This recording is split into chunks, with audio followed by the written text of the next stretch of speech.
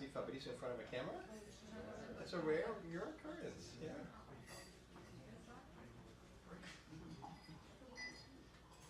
Oh, that'd be quite interesting if you can manage that. Oh, someone did it. What?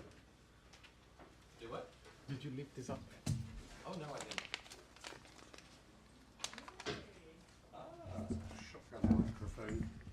Which is quite apt, having Fabrizio down the sights of my shotgun.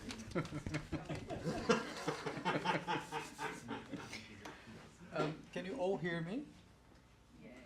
Okay. So good afternoon, all. It's actually interesting, right? Because I was saying to a few of you before, we all like seen each other's from the screen, like been doing like for the last 2 years, been like doing things from the camera, from Zoom, Facebook, Instagram. But now it's our great opportunity to be here together, face to face. How great is that? I really miss that. So let me just do some introduction. Good afternoon all. Welcome to this workshop brought by you by the Spiritist Society of Bournemouth. A warm welcome also to those who are watching this event online. So I'm Fabrizio Assunção from the Spiritist Society of Bournemouth. And today we are very pleased to give a warm welcome to our guest speaker, Dr. Daniel Assisi from the USA.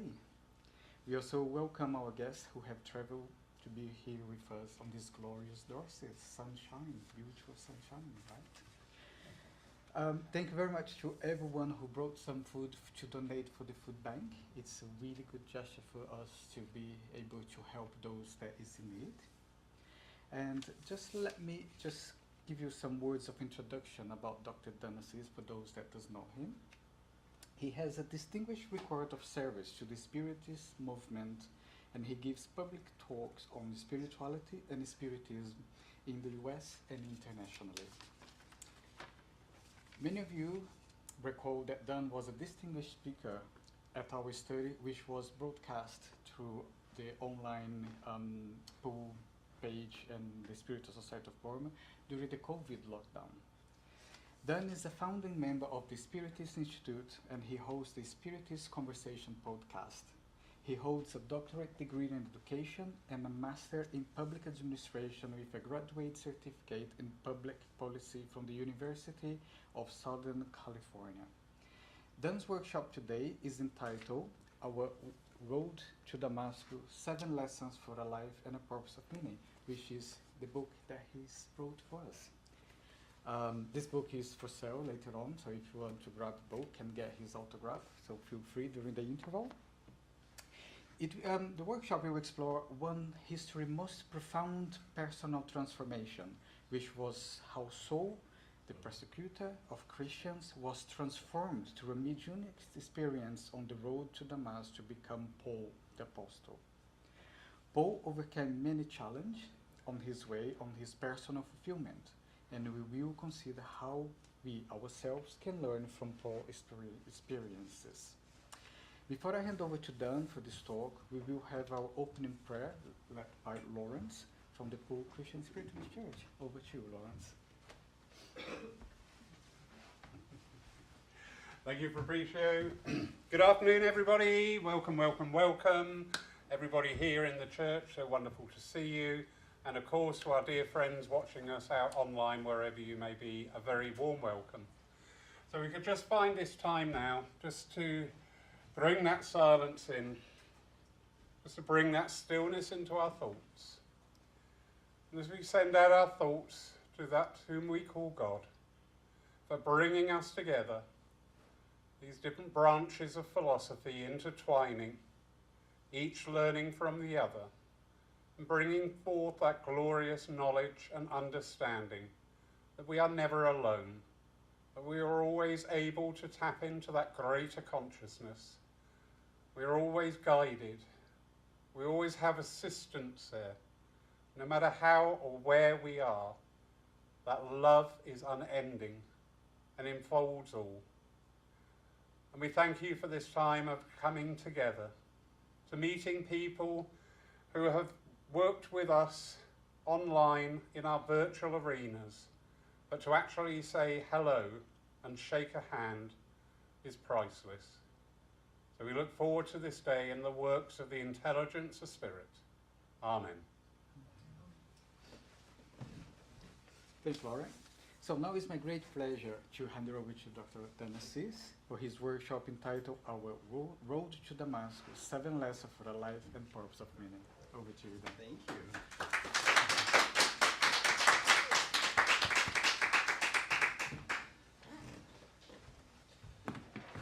Hello, everyone. Hello.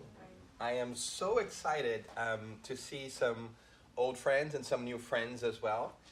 It is an absolute honor to be here today in so many different ways.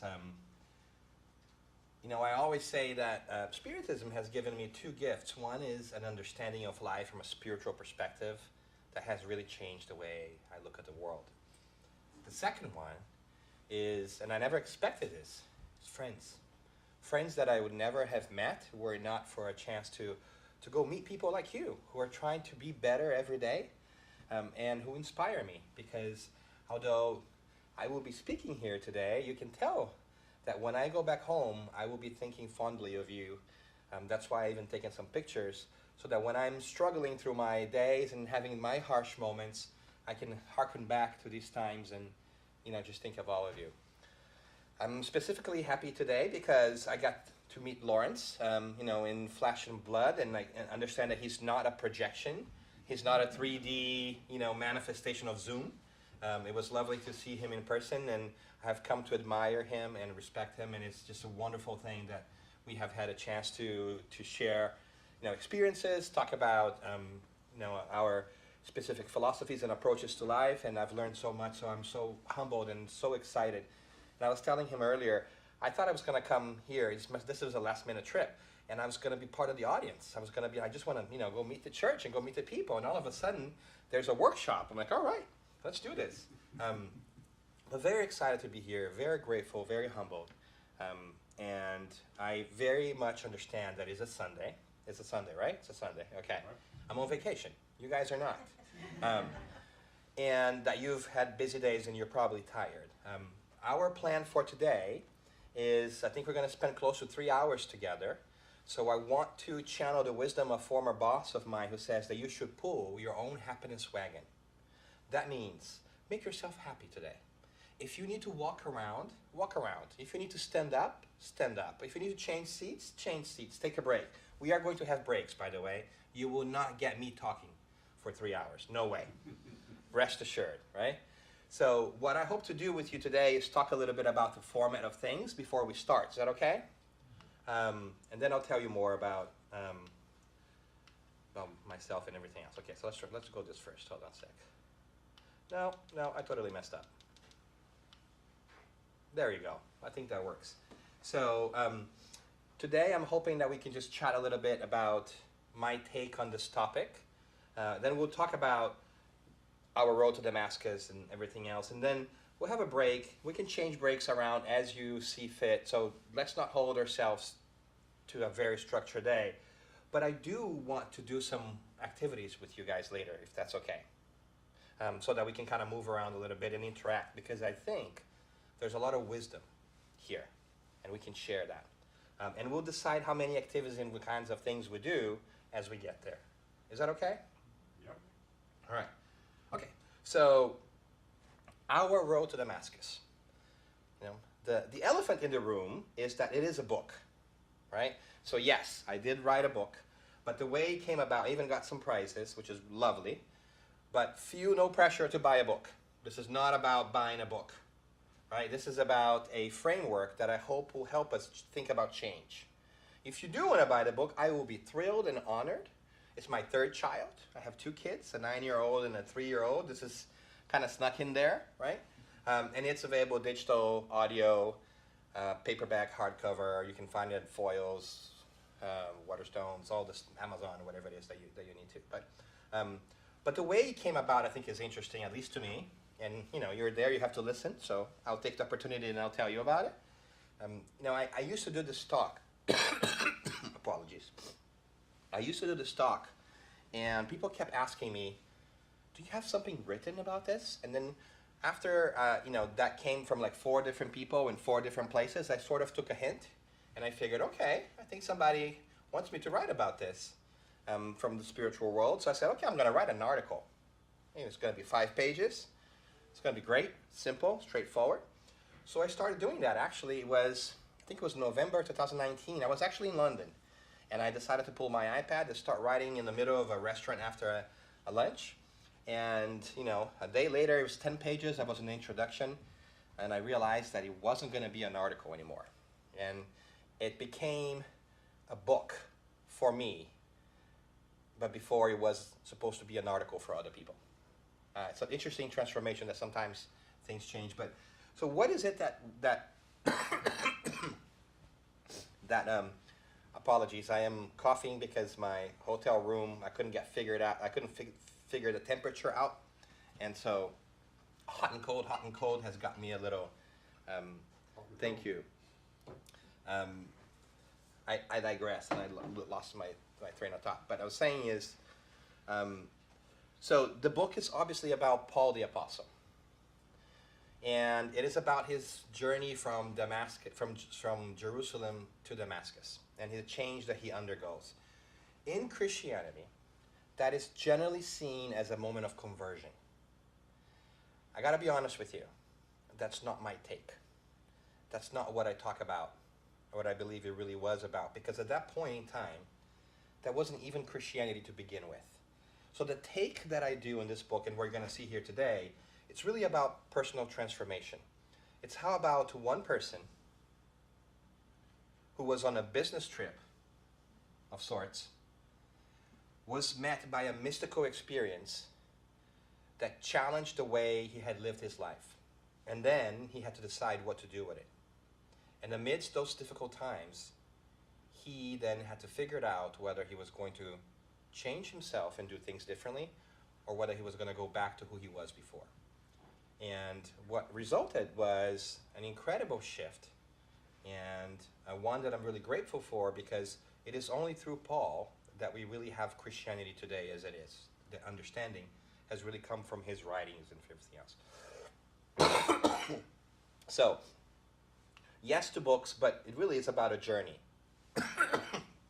And the great thing about Paul is that he's kind of a looming figure. He's an incredibly important person in our culture. Within the Western world,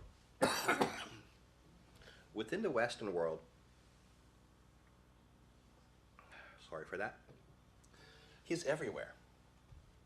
We have cities named after him, we have cathedrals, we have everything, because his writings have really made it possible for us to get to know of Jesus, right?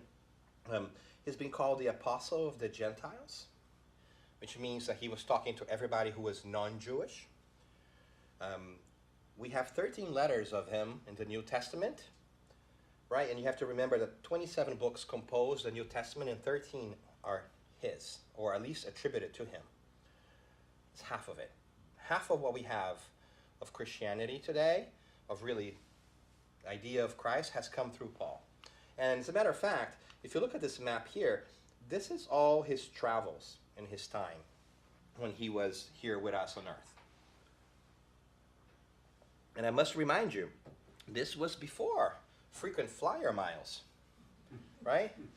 Business class seats or Wi-Fi. This was all done by foot, by boat. So to do this multiple times, you really have to be passionate about it. You have to care about it. You have to want to do it. And I ask, how can that be? Because before he was this incredible figure that looms large in the pantheon of Western traditional culture, he was Saul. He was a different person. He was a famous rabbi, part of the Sanhedrin, which is the Supreme Court, if you will, of the Jewish people at the time, on his way to persecute early Christians. So what he sees in his life is a 180 degrees turnaround from who he was. And if he did that, this is, I think, what matters. If he did such a big change and transformed his life in that way and really changed the world in many different ways, in one lifetime, why can't we change our lives a little bit?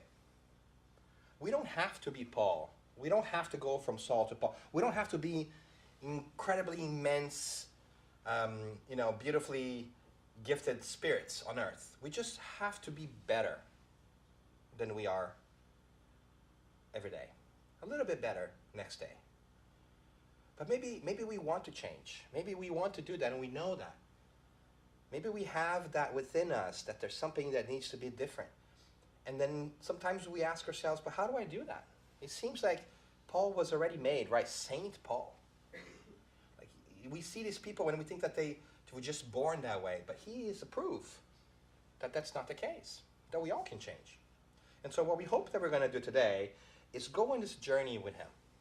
See how he changed and what kind of lessons we can take away from that. Because I think that there is a lot of symbolism in the journey that he undertook that can be applied to our day-to-day lives. So the Paul blueprint for change, I think, is still very contemporary, it's still very actionable and very modern. Of course, we might not be called Paul, we might not be going from Jerusalem to Damascus, but that's all symbolic. We can substitute that from all the other challenges in our lives. So if you have the patience to endure me for a little longer, for the next 30 minutes or so, we'll talk about that, about the story, the journey, and the symbolism. Take a break, and then we'll do some activities and kind of figure it out. How is it that we can also walk in his footsteps of sorts? What kind of things should we consider in our own lives to figure it out what to do next? Feel free to interrupt me anytime you want to. My wife does that all the time. I'm accustomed to it. Right? So, and again, move around, do what you need. Feel at home, because really this is your home, not my home. And I'm just really happy to be here. All right. So, before we begin, this is an actual picture from the way from Jerusalem to Damascus. Not exactly like today, right? Like in our everyday lives. But I say that because this was a long journey. This is a journey that's about 125 miles in distance. And you used to do that on foot with a convoy of people, right? Because you need to take food, because there were no hotels along the way, no credit cards, no stops, no mini marts, right? So there's a safety issue, there's a food issue, there's where I'm going to sleep issue. It's a journey. And that journey was generally not done alone. And if you think about it, it probably took them 5 to 7 days just to get there walking. So there's a lot of reflection, because there's no iPods, no iPads, there's no podcasts to listen along the way, right? You're just like on this road. But I say that because it's important for us to understand the context in which it happened, to translate that to our lives. I think I should also go back and tell you that we know about this story because it's present everywhere in Christianity, more specific in the Acts of the Apostle in the New Testament. A couple of verses in different places and so forth. But it's a story that is really well told from the spiritual world in a book called Paul and Stephen, that we actually have over there if you want to take a look at it, in which our spiritual mentors and guides tell us a little bit of how the life of Paul was from a spiritual perspective, from the beginning of his transition into boyhood, manhood, and everything else, all the way to the end of his life, to what we call his discarnation, when he leaves his physical body. It's a fantastic story, one of the best books I've ever read in my life. It's thick, but it's extremely engaging. But anyways, what we hear there is very similar to what we find in the Acts of the Apostle. We know that Saul was going to Damascus in search of a person. But I want to back away a little bit first to understand his frame of mind, his mindset. Because I often ask myself, what was he thinking of when he was on the road? And what we do know is that Saul was a very brilliant and athletic young man. He's the kind of guy that you would have been proud to call him your son. He grew up in Tarsus. He spoke many different languages, was very good at debate, was brilliant, even at an early age, climbed up through the ranks of Jewish society to such an extent that he was able to, as I said, become part of the Sanhedrin, which was the Supreme Court of Jewish law at the time. And mind you, it's also important for us to remember that at that period of time and in that geography, there was not a distinguish for the Jewish people between secular law and religious law. It was all one and the same. Right? So when they talk about Sanhedrin, we're talking about he was both religion and government. He was at the top of it. And one of the ways in which he got there was by debating these followers of this early faith, this early cult, if you will, that used to fall to these people that were following this so-called prophet from Nazareth called Jesus. He would go debate with them, and he was really good on debate. Had many of them arrested. And one in particular at that early point in time was one of these early presenters for this new faith called The Way, before it became Christianity, it was called The Way, was Stephen. And he went to debate with Stephen, and Stephen would not debate with him. He knew that would not lead anywhere. Eventually, long story short, he managed to get Stephen arrested. And he's supposed to get stoned, punished by death by not following the law. And in that day, it's going to be a crowning day for Saul, because he's going to have Stephen stoned, and he's also going to announce to the world that he's getting married. He's found a lovely young lady whom he's going to marry, and it's going to all happen in the same day. It just so happens that in that day, after Stephen is getting stoned in front of him, his future wife recognizes that Stephen is actually her long-lost brother. And so here he is. He just had his wife's brother stoned to death. And they had been estranged. They see each other, the brother and sister. They have a moment together. The dying brother says, I'm so glad you're marrying this man. He really cares about God. I forgive him. Right? It's a beautiful moment. Special soul Stephen was. But Saul cannot get over it, because he's now worried that he's marrying the sister of a Christian. And that's not going to go well for his career. So he decides to call off the engagement. Long story short, a little bit of a soap opera, as you can tell.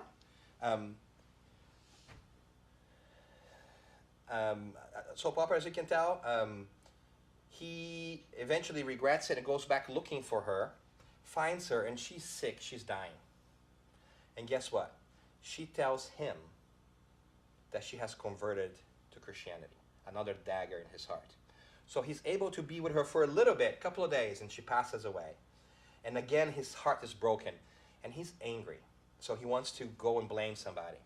And he decides that he's going to chase the person who has helped her see things differently. This preacher called Ananias, that was following Christ, that has gone to Damascus. So that is why he's going to Damascus. He's going to get Ananias and bring him back, dead or alive, because he was not following the law. So it's not just about grabbing Ananias because he was Christian. There's a personal connection there. There's a little bit of anger involved in this process. He's in a quest to make things right. He's, love of his life, died, and before she died, she was converted to this new way of thinking. He's going to make it right by bringing Ananias back. And the story, I think he goes, that he's able to his position in the Sanhedrin, to take a convoy with him with 3 more people, walk this road, and when they're almost there, almost arriving in Damascus, this incredible thing takes place. A light comes and shines brightly on him, and it's so bright that he falls off his horse, literally. And in that moment, he feels that light is the very prophet that he had been persecuting, Jesus. And it's this mystical experience. He experiences that energy, which must have been amazing. And instead of saying anything else, he just hears his voice saying, Saul, Saul, why do you persecute me? And he answers, what would you have me do, Lord? He then hears from this apparition, this mediumistic moment with the Christ, that he is to go to Damascus and wait. He doesn't get an answer. He says, go and wait. It's a quick interaction. This interaction is done, and when he comes back to himself, he realizes that his companions are around him, wondering what happened, because they didn't see that light. They didn't experience the moment with him. And if you put yourself in his companion's shoes, you can imagine, oh my goodness, the boss just had so much sun in his head going through the desert that he felt ill. But when he comes back to himself, he says, no, I didn't fall ill. I had a conversation with the Christ. I must go to Damascus. And they're like, no, this is not you. This is not who you normally are. Clearly, you're not well, right? And there's something else. He's blind. He cannot see after this encounter. And so clearly there's something wrong with him. We must take him back to Jerusalem. So there's an argument. You can imagine how that would have gone, right? An argument between the helpers. But he's stubborn or obstinate, whichever way you want to see it. He says, I'm not going back. I'm going to Damascus. So what happens is 2 of his helpers decide to go back and tell the Sanhedrin in Jerusalem, let them know what's happening, that now one of their greatest exponents is basically saying, no, I have to go meet Jesus in Damascus because he's changed my life. And one of them takes pity on him and says, I will walk with you to Damascus to make sure you're okay because obviously you're blind. So they do that. When he gets to Damascus blind, he seeks company in his friend's house. Remember, he was a political figure. It would have been an honor to host him. Any politician, any businessman in Damascus would have been honored to have Saul stay at his house. So when he goes to his usual suspects, his friends, his acquaintances, his connections, and tells them the story, they say, I'm so sorry, you can't stay here. So they all deny him a place to stay. And, like we said, there weren't really hotels at the time, so he has to find a place to be for the couple until something happens. And he goes and looks for an inn. And an inn at that time was a spare room in somebody's business or in their home. It wasn't like a business of itself. He does find a room in a street called Straight, according to the Acts of the Apostles. And there he stays for a couple of days. But when he gets there, he realizes that his companion that led him there is now feeling a little worried of being associated with him. Because he's telling everybody that he's met Jesus and he's transformed his life. And his companion's worried that they're going to think that he also believes in the same thing. Noticing that, Saul says it's okay for him to return home. So what happens is Saul remains in that place with just a little bit of food, blind, alone, by himself, waiting, not knowing what's going to happen. Scary, lonely time for anybody, especially if all of a sudden you're blind. Now, this is where the story takes a turn, and then I promise you I'll stop telling you a story. At the same time, or similar, the figure of Jesus appears to Ananias and tells Ananias that he needs to go to that inn at a street called Straight and help Saul and heal him. And I can only imagine that conversation, by the way. Can you imagine that? And Ananias must have thought, in modern terms, to say, Jesus, master teacher, are you sure? Do you want me to go over there and talk to the guy who was trying to kill me and has killed all your other followers? Is that really what you want me to do? But he goes. He goes. So, kudos to Ananias, who follows his calling, goes there, and I think you know the story. Put his hands over over Saul, basically doing spiritual healing, and Saul was able to see again, and from there, I think he really starts on his journey of becoming Paul. So that's the story. I think you might have known that story, but it's always good to lay the context down so that we can talk about the symbolism behind it. Now, like any story in the New Testament or in the Bible, there's so much that we can unpack from it. But I've just taken 7 different aspects of it that I would like to talk with you briefly about. And if you really want to dive deeper, you can go into the book. It could have been much more. There's so many different things that we can talk about. But to be honest, 7 seems like a nice number. So I picked 7, right? Full disclosure, just a nice number. But all right, so what does that mean? I think the first symbolism that I think I take from his journey that's applicable to us is that he was in a group, but he was alone. What do I mean by that? In that journey to Damascus, he had 3 other people with him, but none of them experienced that encounter with the light. And I think that's symbolic in our lives because sometimes we go through our lives with groups of people too. We have our family members, we have our children, we have our members of our church, community colleagues. But the calling for change, for spirituality, for enlightenment, whatever it is that you want to call, it's not a group one. It's an individual one. So there are times when you are going to be asked by life to decide what you're going to do. And even though you have people who support and love you around you, they might not understand.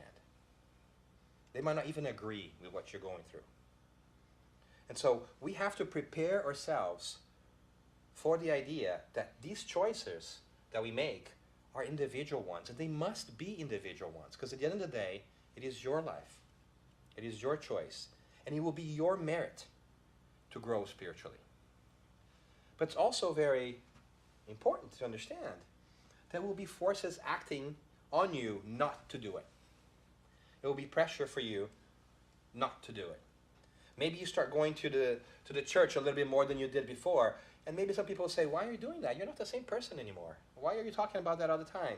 Maybe you want to go help with a campaign somewhere. People are like, why are you spending so much time helping those people? Let's go. We used to go out every Sunday night, or we used to do this. So the process of change is a individual one. And as much as we would like to go through that change with people right beside us all the time, the people right beside us might not understand us enough. And that's okay. So if you are going through a moment in your life when you feel that you're alone and that nobody understands what you're going through, that's not necessarily a bad sign. It doesn't mean that people don't care for you or about you. It just means that maybe you are already on that journey. And you have to be prepared for that. And we can talk more about it. As you can tell, I like to talk. So if I don't move myself forward, we'll be here all night. At least I will be here all night. Maybe you will leave, but I'll be here. With the spirits, yeah. The second piece that I want to call to your attention that I think is worthwhile for us to dive into, and we can go back and dive into much more detail if we like, in any of these, is that Saul's meeting with the Christ was not one in which the heavens opened, clouds parted, harp music started playing in the background, and angels descended from above and said, "Oh, you are now enlightened." Right? His meeting was one of pain. A light came that was so strong that he literally fell off his horse. And if you have fallen off a horse, and I have when I was a child, it hurts. Right? And I think it's very symbolic to us because we expect sometimes that spiritual enlightenment will be a gradual and lovely process. And one day, all of a sudden, we are going to shine in the dark because we're so bright. We're going to have to use glasses to kind of obfuscate our own brightness. But the truth is, most of the time, our growth really takes place in difficult moments, in painful moments. So we have to recognize that these difficult moments, these painful moments, are the moments in which we are asked to grow. So we have to value them a little bit more and not just complain about them, and see that there is a purpose behind that challenge. And I think it's important. I think we should think about that. And I'll keep moving in the interest of time. And I think the third piece that I want to talk to you about as well is this courageous question that came from this process. You see, when Christ appears to Saul, and Saul must have felt this incredible energy from the spiritual world, because sometimes when we are in the presence of great atmospheres or great spirits, we feel that lovely energy. But I cannot possibly imagine how overwhelmingly beautiful it must have been to be in the presence of a spirit so enlightened like the Christ. It must have been incredible. And in that moment, Saul clearly realizes that what he has been doing until then was to persecute this beauty, and he was on the wrong side of history. And he has to change. I don't know about you though, but I know that if it were me, and I got to that realization, I would start explaining myself really quickly. And I'll say, "Oh, Christ, I'm so sorry. I didn't realize you were the real thing. I know you're really powerful. Listen, I had the best of intentions. I'm so sorry. I didn't mean to persecute your people. I'm one of them. Please understand." I would make all kinds of excuses probably and explain myself for why I had behaved that way. Did Saul do any of that? Not for a second. He did the very difficult thing of realizing that he had to change. And that he did not know how to change. So he asks, what would you have me do? And sometimes in our lives, I think it's also important for us to have some humility to understand that we are not in control and we might not know what to do. And that it is okay for us to admit that and seek help. Whether it's help from a friend, but more importantly, also seek help from spirituality, from our mentors, from our guides. Pray, open our hearts and listen, and understand that we don't have all the answers. And the answers that we get sometimes are really hard because we want clear answers. Sometimes we want to be told explicitly what to do. But what answer does he get? Do you remember? The answer he gets is, go to Damascus and wait. That's not a full answer, right? But Lord, what do you mean go to Damascus and wait? What exactly is going to happen here? Right? He doesn't get to do that. And sometimes we don't have that in our lives either. We can't map our entire lives in advance. Sometimes we just have to focus on what is our next step. And let go of the anxiety of trying to figure out every single step for the rest of our lives. That's really hard. Especially hard in times like ours,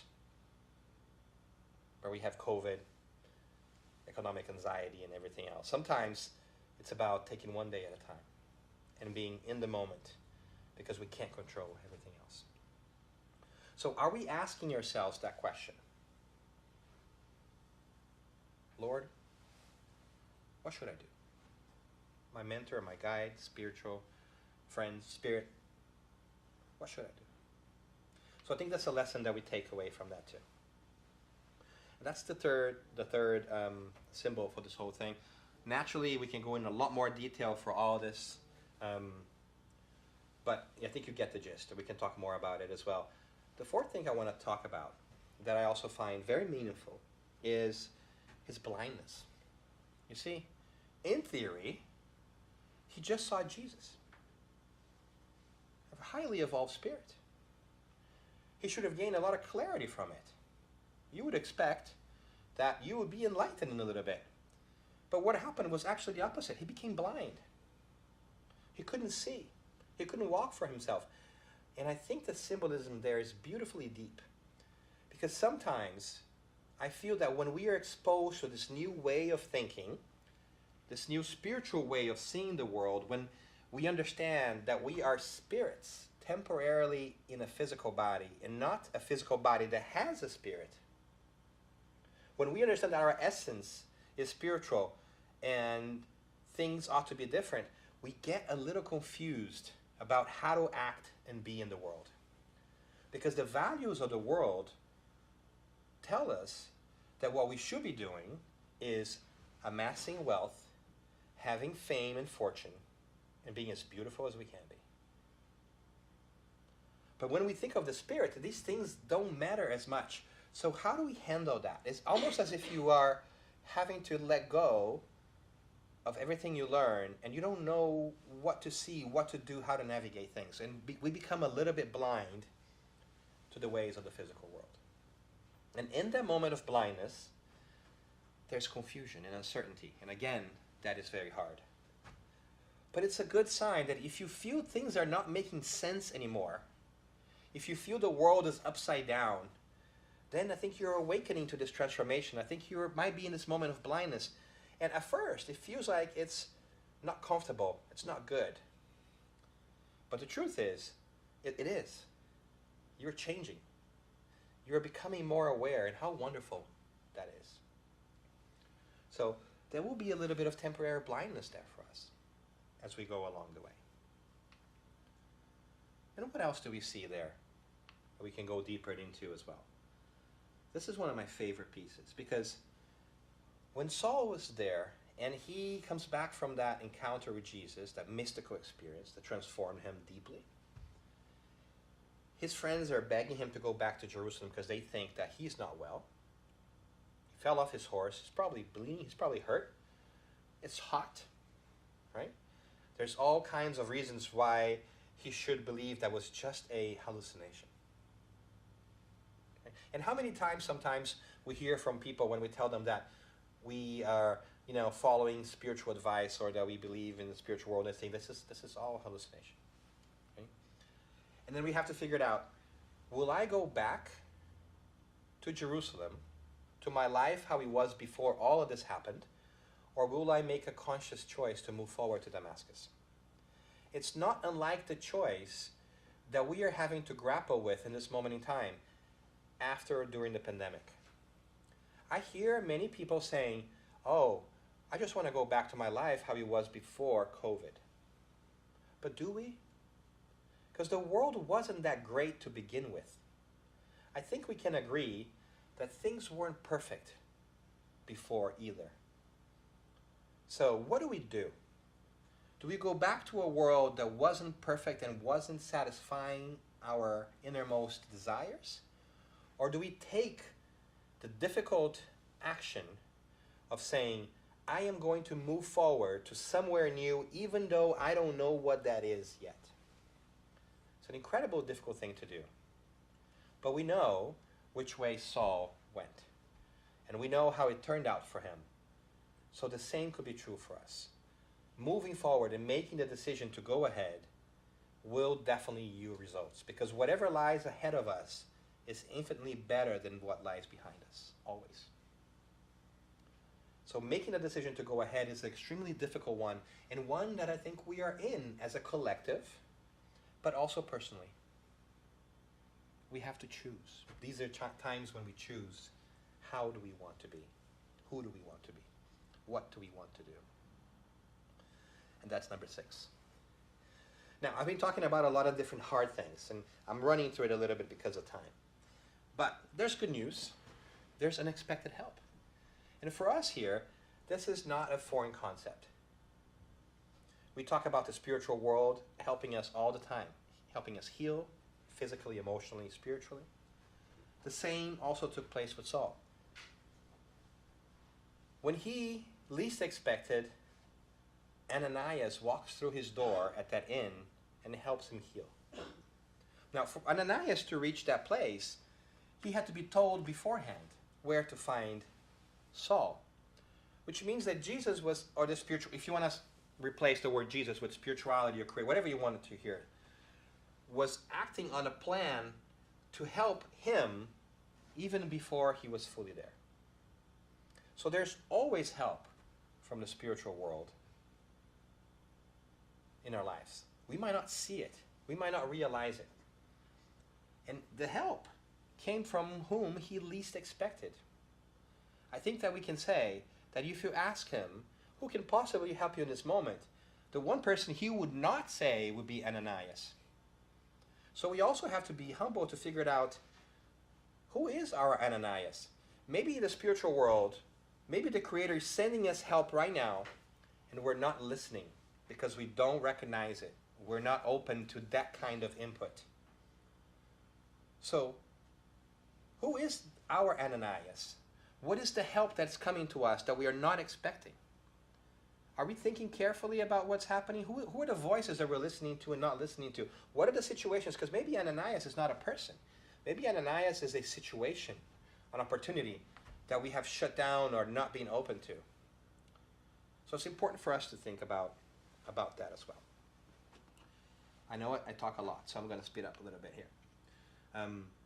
And then the last piece that I make a point of in the book, and you can go deeper if you like, is Damascus itself.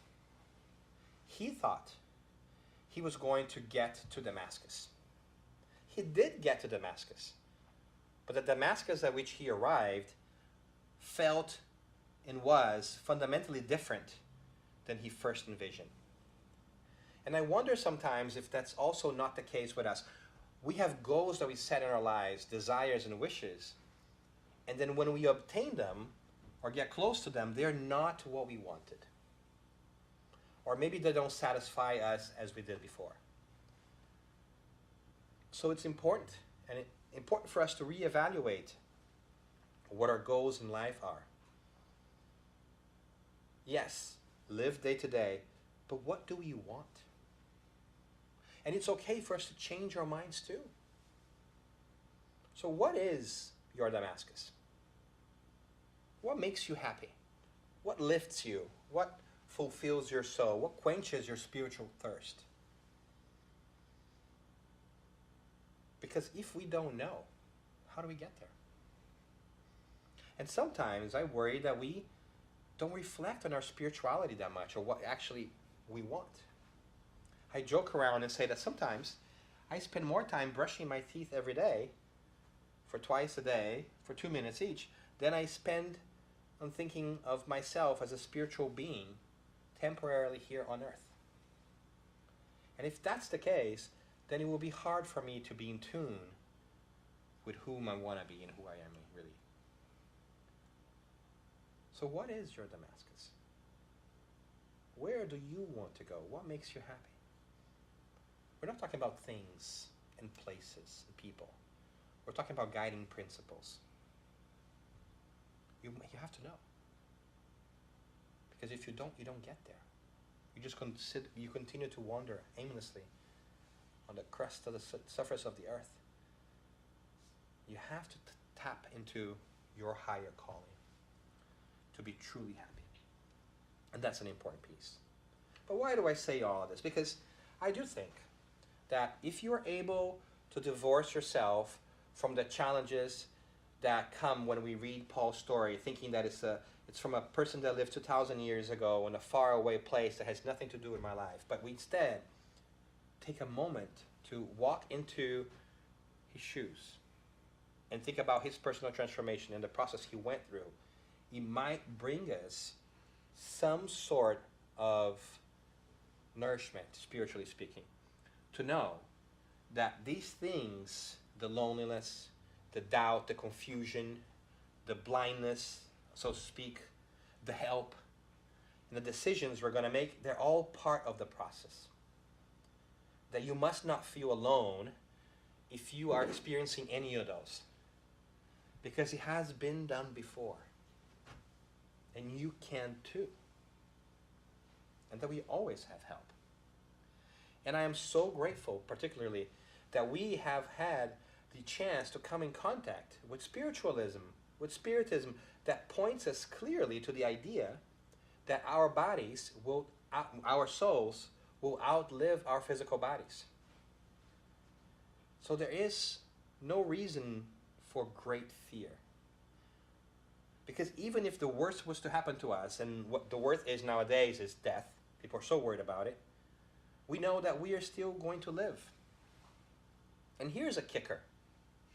And the kicker, to translate that, is a good thing. I don't know if it translates well into British English, right? Here's a surprise piece. Let me reframe that for a second.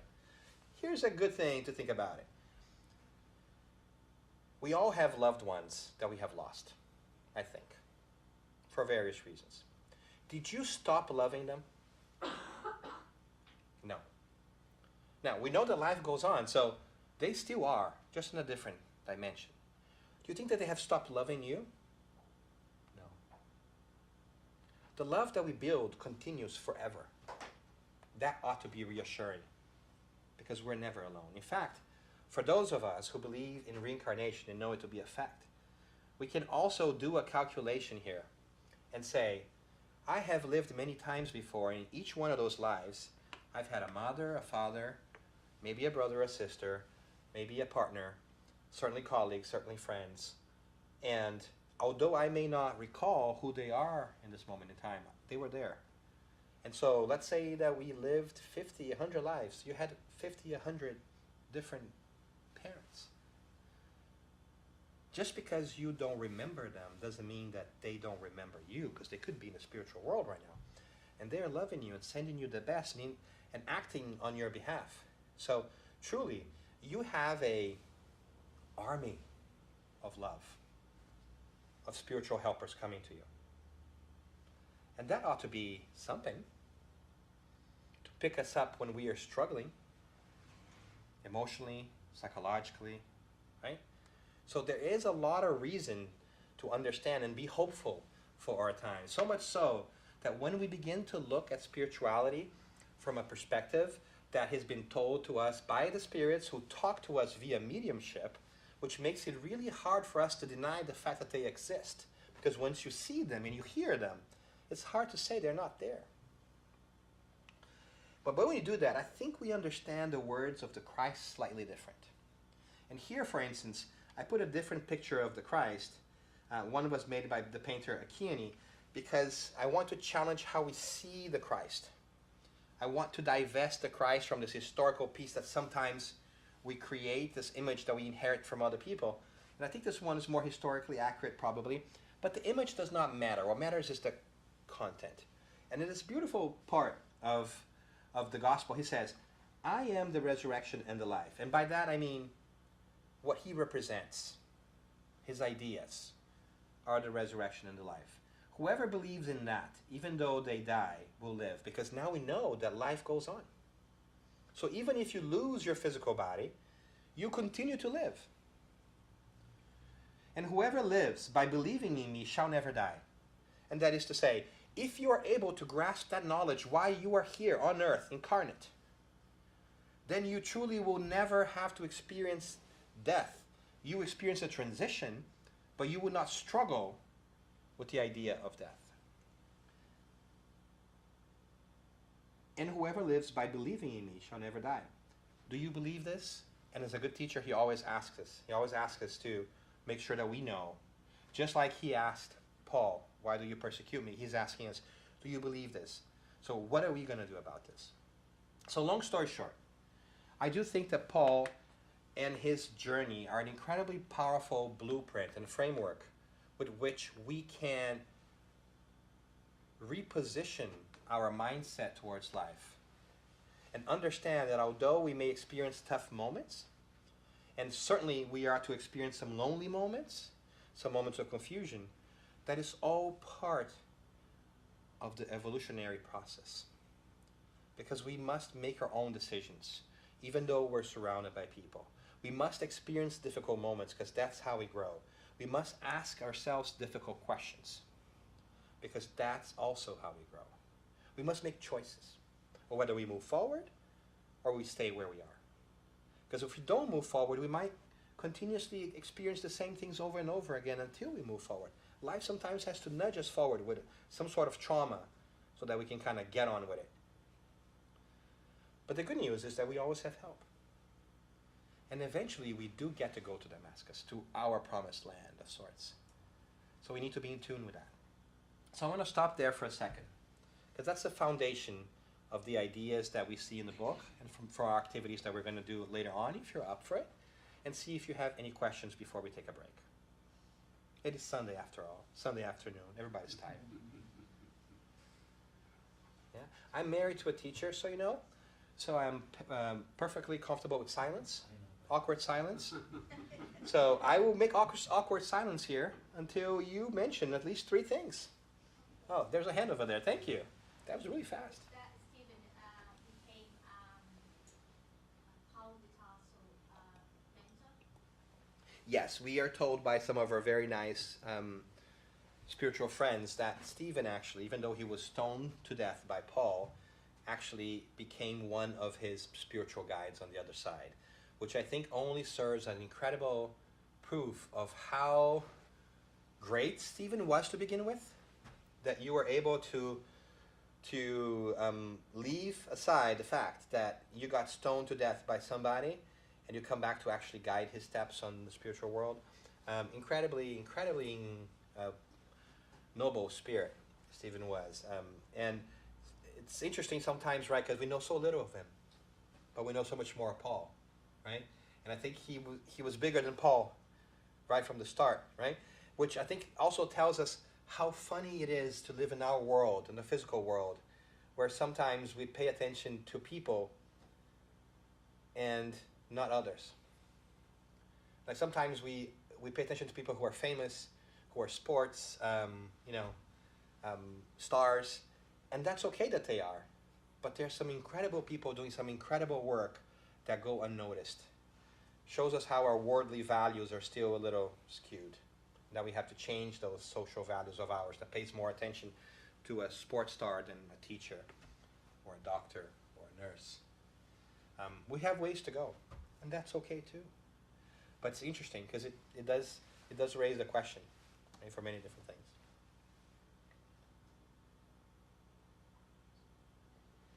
Hi, Bob. Related to your last answer, Saul encountered Jesus to the extent that they had a conversation. Mm-hmm.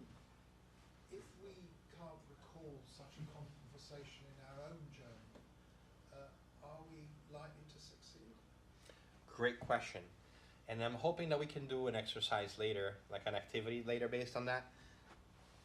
But the truth is, I think, that we have been called by Jesus many times, indirectly, right? And so we sometimes think that we really would like a call to action such that as Saul. But I actually think that Saul got an intervention.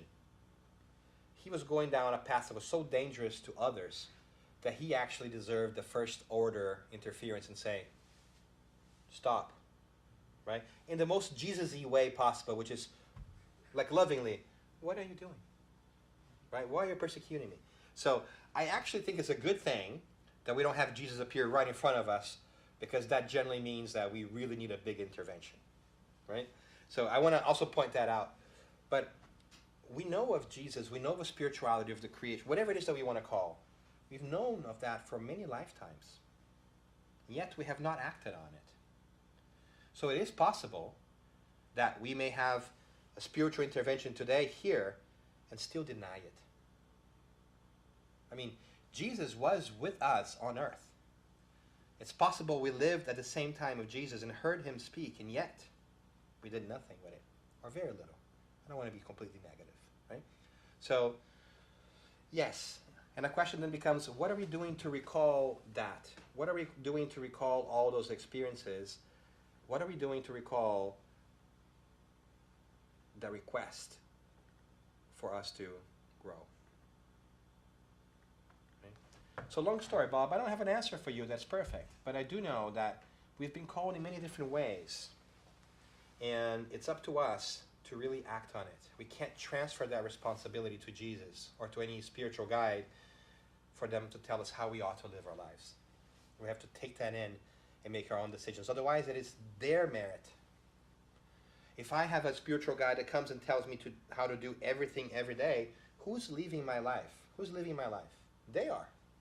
What merit do I have if I'm doing what they're telling me to and things are turning out okay? They do, because they're making the decisions for me. So the growing process requires that we make our own decisions. And the Creator loves us so much that allows us to struggle with that and not interfere.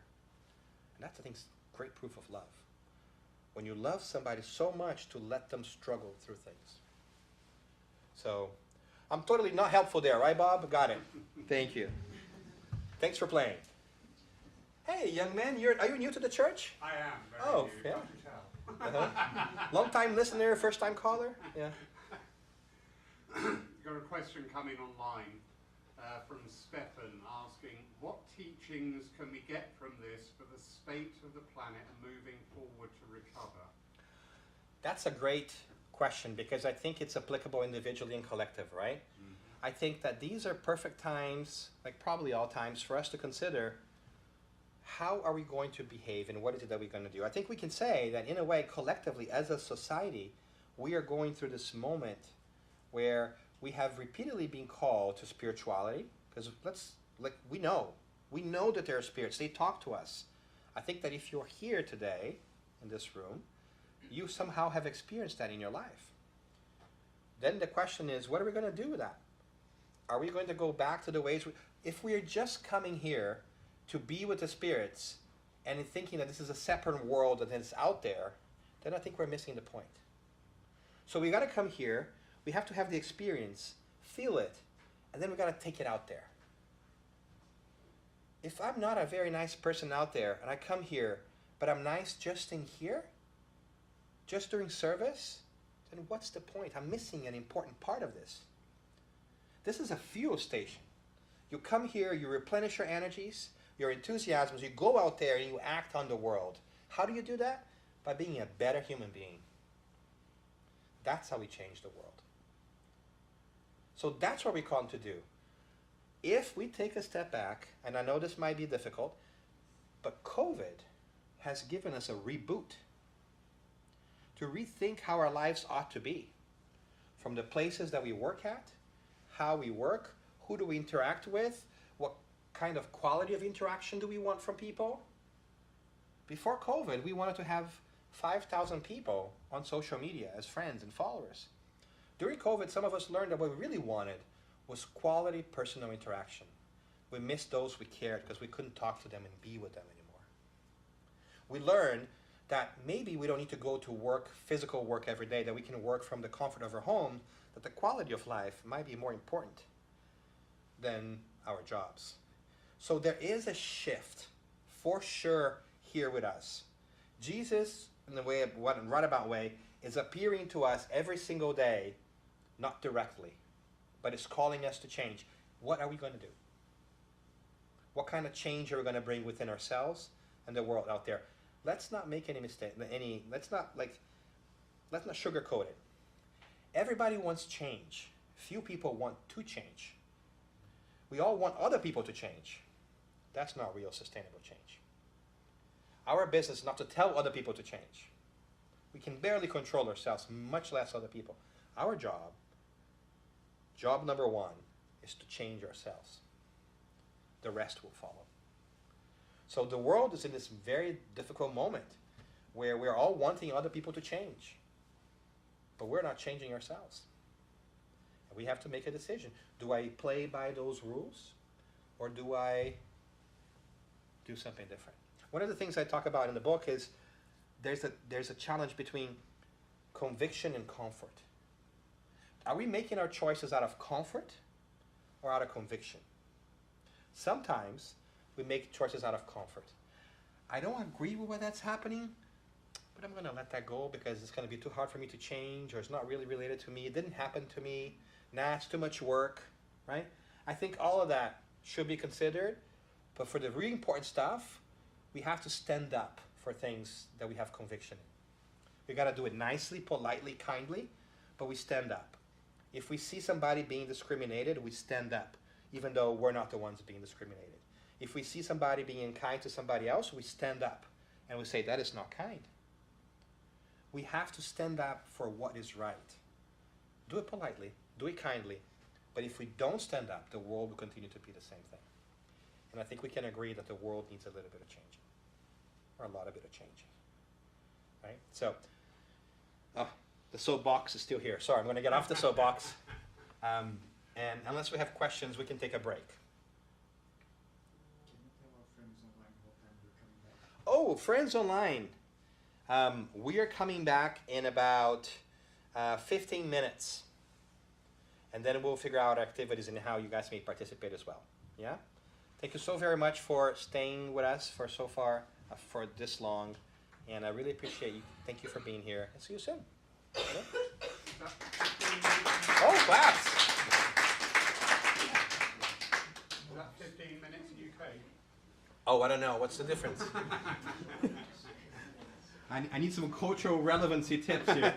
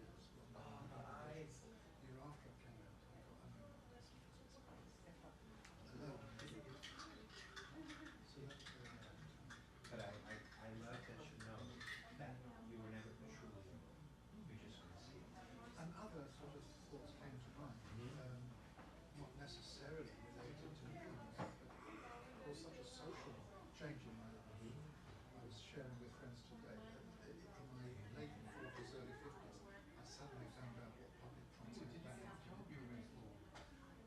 Up until it had never been allowed in clubs or flats until after midnight. And I never knew what public transport ran after midnight. And I then found out. That meant, of course, that in the morning I was a little bit Yes. and my work suffered. And but then, of course, the image of footprints in the sand. If you fall off your horse, Yes. I'm mixing metaphors. No, but you're right there. If you fall off your Yeah. sand, whose footprints? So, as I say, relevant to today's anniversary service at the church I attended this morning.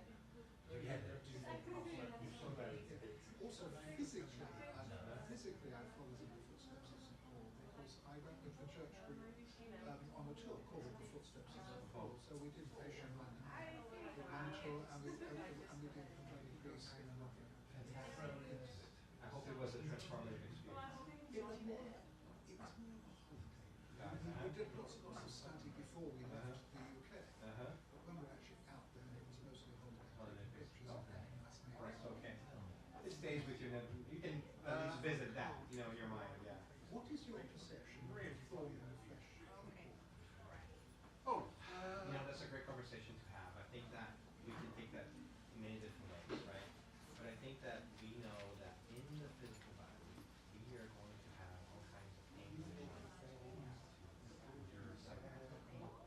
What they are going to be, how we're going to deal with them. And we know that we, for lack of a better word, protect them. But not so that we fail. But sometimes we have chosen some difficulties, some challenges to make sure that we've got the lesson. Yeah. So I think it's hard to speak specifically of like any specific piece, but we do know that while we're bound to fail, but I also know that God will never put us in a situation that we cannot overcome or withstand. Otherwise, God will be fair. So I know there's got to be an incredible amount of love behind this all the time. And I think that the greatest obstacle, the greatest accompaniment from a spiritual perspective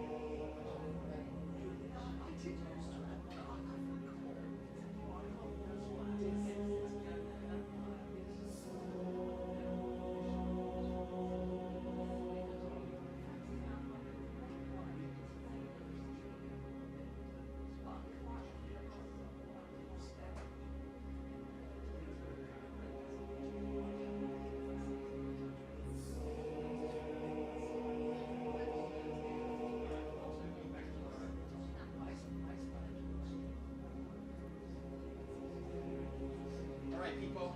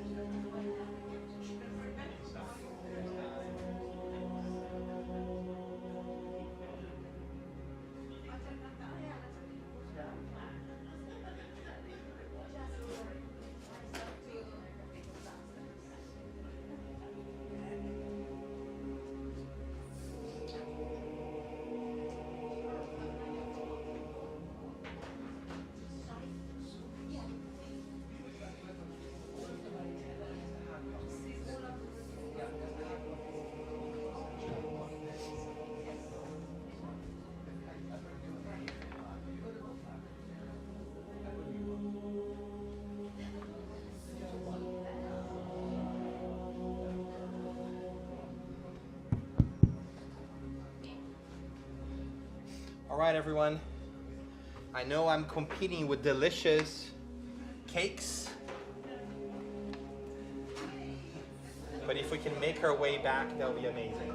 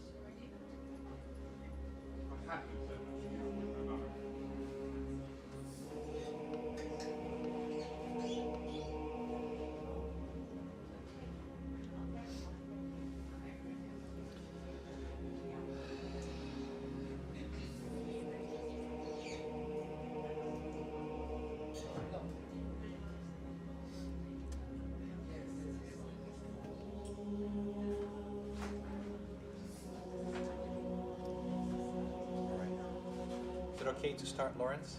We are indeed. Okay. Music off audio. Ah, that's very nice music.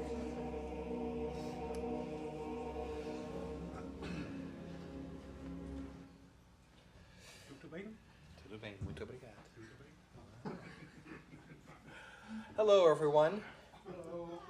Hopefully, you have taken unto yourself to follow in Jesus' footsteps when he said, not of bread alone lives man, and you've decided to also get some sweets, some tea and some coffee, and some cake, which I know has been quite tempting. Thank you again for being here, and thank you for not running away for hour 2 of our group here tonight. So part 1 was really theoretical, right? I wanted to spend some time sharing with you the framework that the book is about. And I forgot to mention, because I'm sometimes a little space cadet, all the proceeds from the sales of the book go back to help us in other Spiritist projects. So I guarantee you nobody takes a penny out of any of this. All of our efforts are volunteer driven. We really just want to make sure that whatever resources we can gather go back into helping others in one way, or shape, or form. So if you feel like you want to help, let us know. There's books there for sale. You can buy 115, 125, 2,000. It's up to you. But rest assured that whatever it is that you give or buy the book with, it goes back 100% into other projects to help people get closer to spirituality. Right? Okay, so we talked about the framework of sorts, and for this other hour, or an hour and a half, really, an hour 15. What I really wanted to do was maybe we can do some activities together, something to get us closer to the whole process, right? So generally, I do this kind of workshop in a much longer format. So today we're doing it a little bit shorter, which is very great in my book. And there's all different kinds of activities. So I've sort of selected 2 activities for us to do today, but I'm open to doing different activities if you like. So it's sort of a part of, like, this is your choose your own adventure part of our conversation today, where you can choose. my suggestion today was that we do a little visualization. Can I call it meeting with the light? And then we do a little exercise later called Jerusalem versus Damascus. But we can also do these other ones. And you know, the gift from our companions is when we think about the people who are no longer with us in the journey and what kind of gift they have left us. The lessons from the stabilizing moments is when we brainstorm about the challenges we had in our lives and what we've learned from them. And who is Ananias and what is Damascus, I think are sort of like self-explanatory.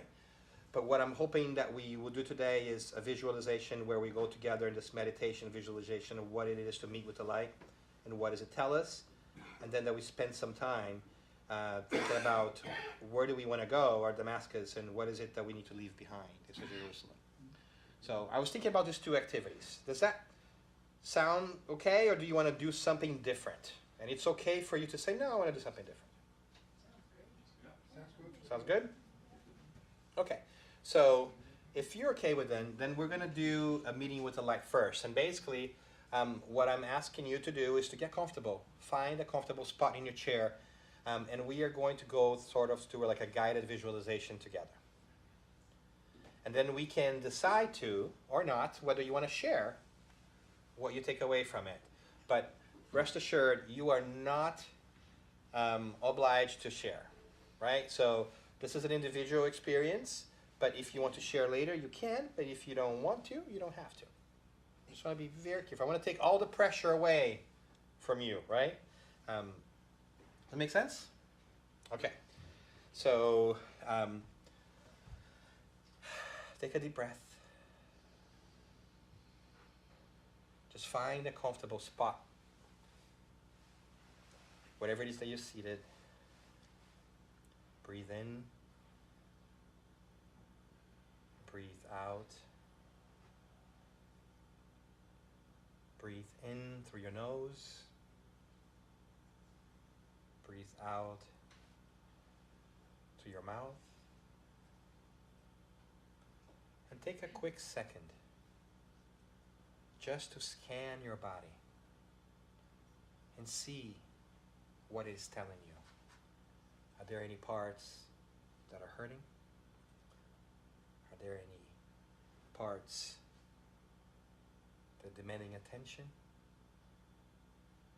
If there are, breathe into them and breathe out, releasing that tension. Breathe in. Breathe out. Notice your neck muscles, your shoulder muscles. Are they stiff? Relax them.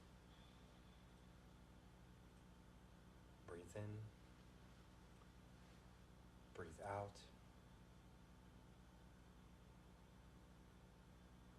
Your legs, your feet, your hands, relax them. This is a safe space. You're safe, surrounded by love and light. Breathe the light in. Breathe in. Let it sit with you for a second.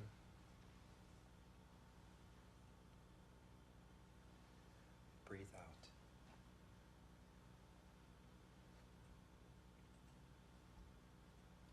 Sometimes during our visualization, there will be silence, and that is okay. Those are moments for you to reflect and to be on your own, in your own journey. We are here with you, even though you may not see us. But rest assured that there is no judgment. There's only love. So breathe that in.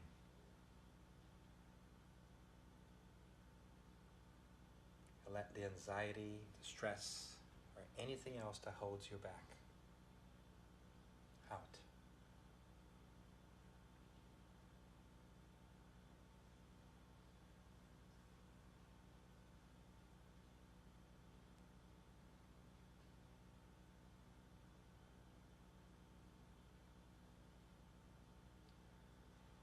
imagine for a second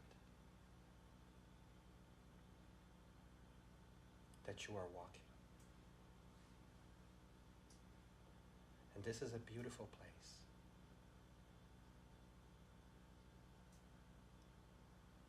You are walking by yourself.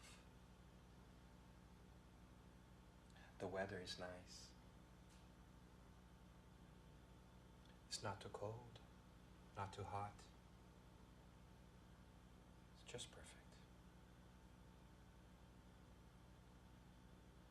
It's a beautiful day.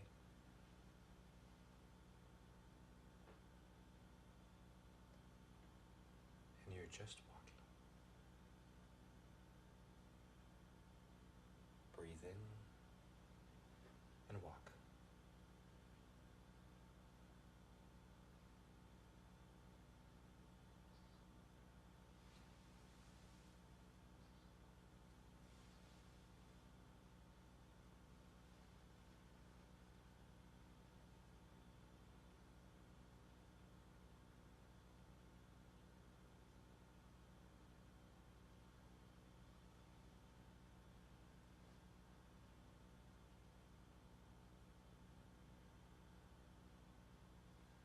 You are walking comfortably.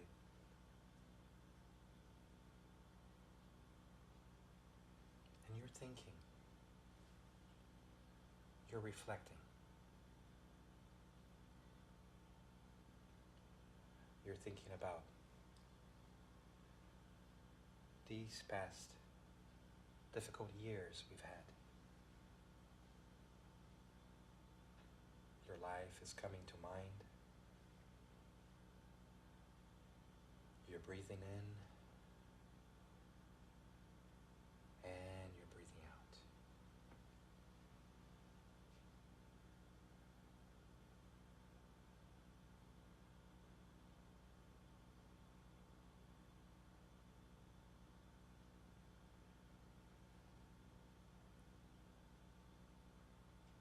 There's always a lot going on.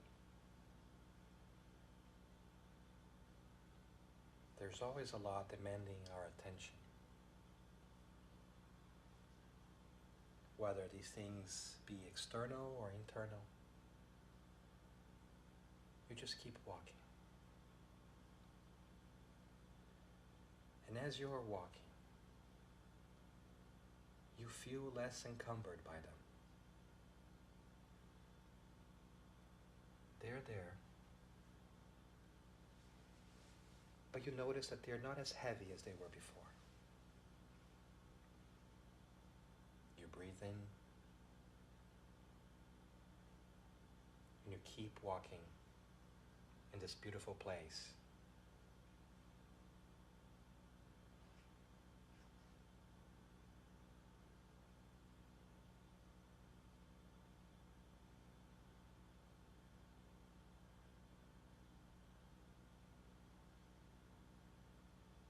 As you keep walking, you see a little dot of light in the horizon, far away. You're not quite sure what it is, but you know that it's safe. And so you continue to walk. You're walking in that direction, breathing in, breathing out, carrying everything that you are with you.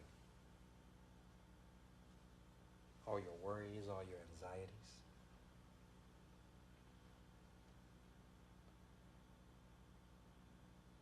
All your happiness. You breathe in and you walk.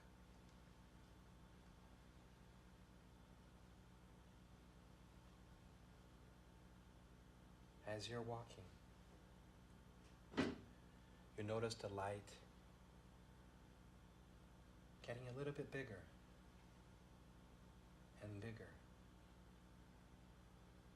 It's also getting closer to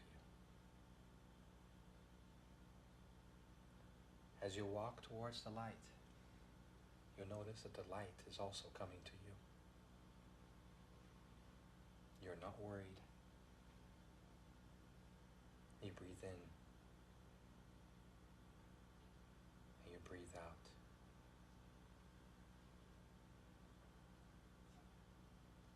The light is getting bigger. You notice now that the light also has a certain feeling to it. It is almost as if there was a warmth to it, a kind, gentle warmth to it. As you walk towards it and it comes towards you,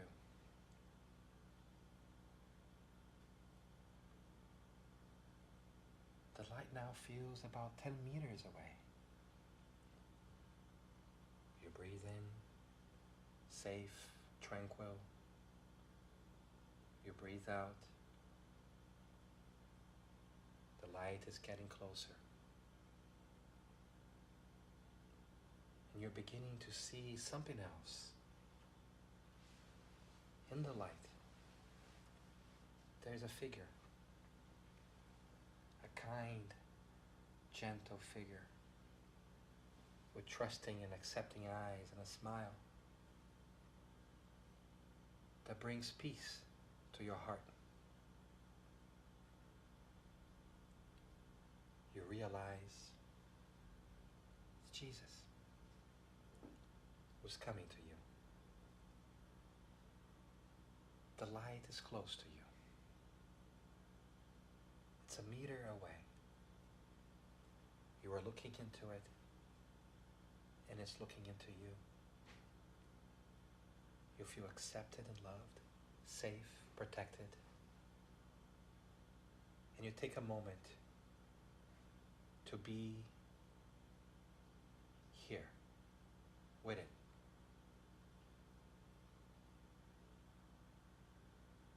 Take a minute.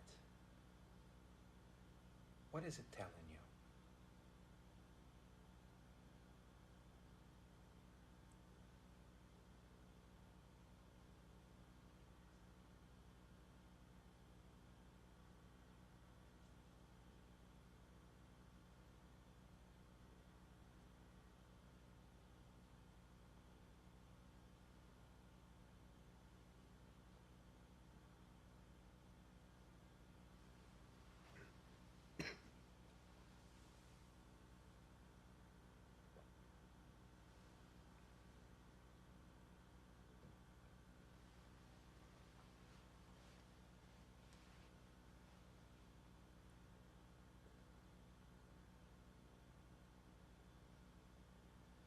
If you haven't already, ask. What would you have me do? And listen.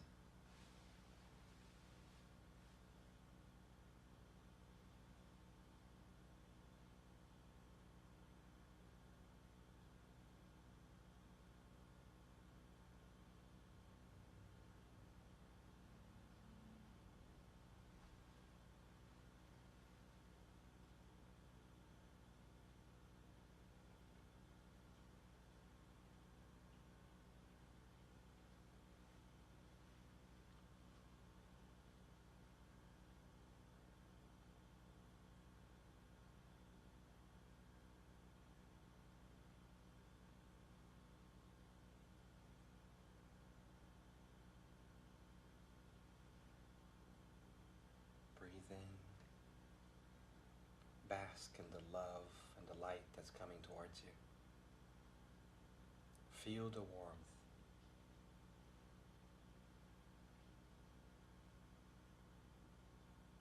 Feel the presence of love, unconditional love.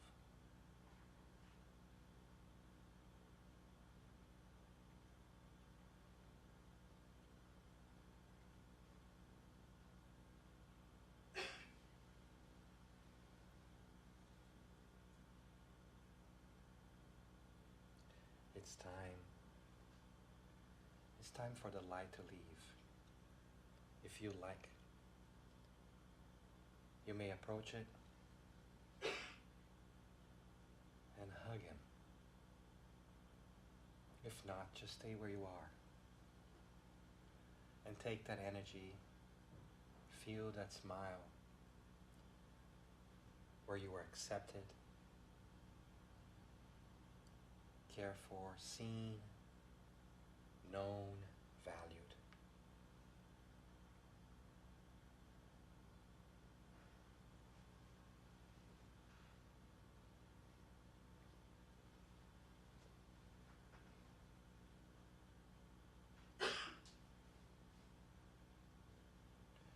It's time to say our goodbyes.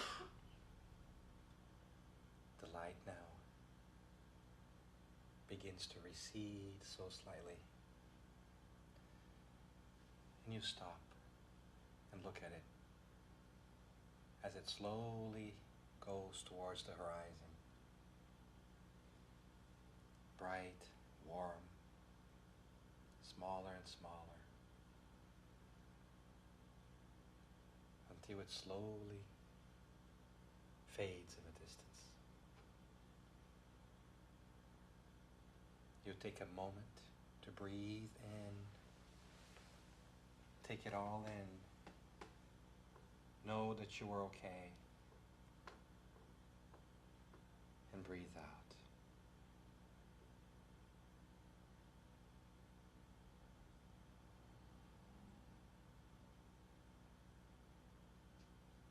You're prepared to return to. You remember that you're sitting on a chair here in the church.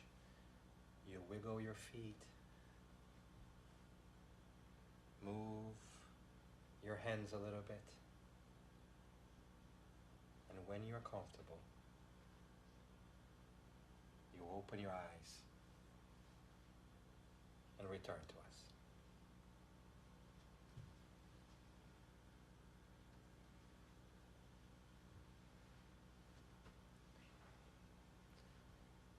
Take a moment to slowly return to us.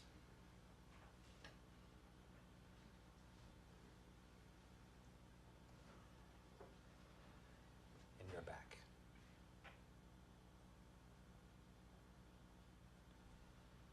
All right, everyone. Welcome back to the land of the so-called living, even though that's really a fallacy, if you think about it. We know. How was it for you? So we don't need to know what happened, but if you're willing to share with us how you felt and what jumped at you, that would be great. It's okay if you don't either.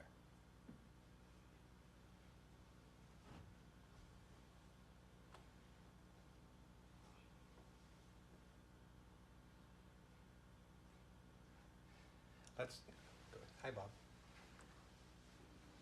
I had a brief recap of what I perceived has gone wrong in my life and how much in control I thought I was, but recognised that I wasn't.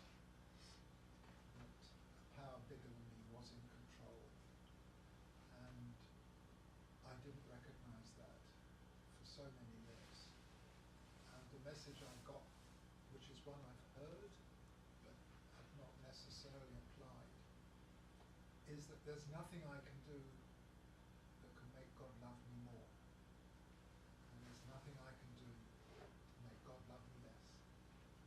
And all my efforts have no purpose in that direction.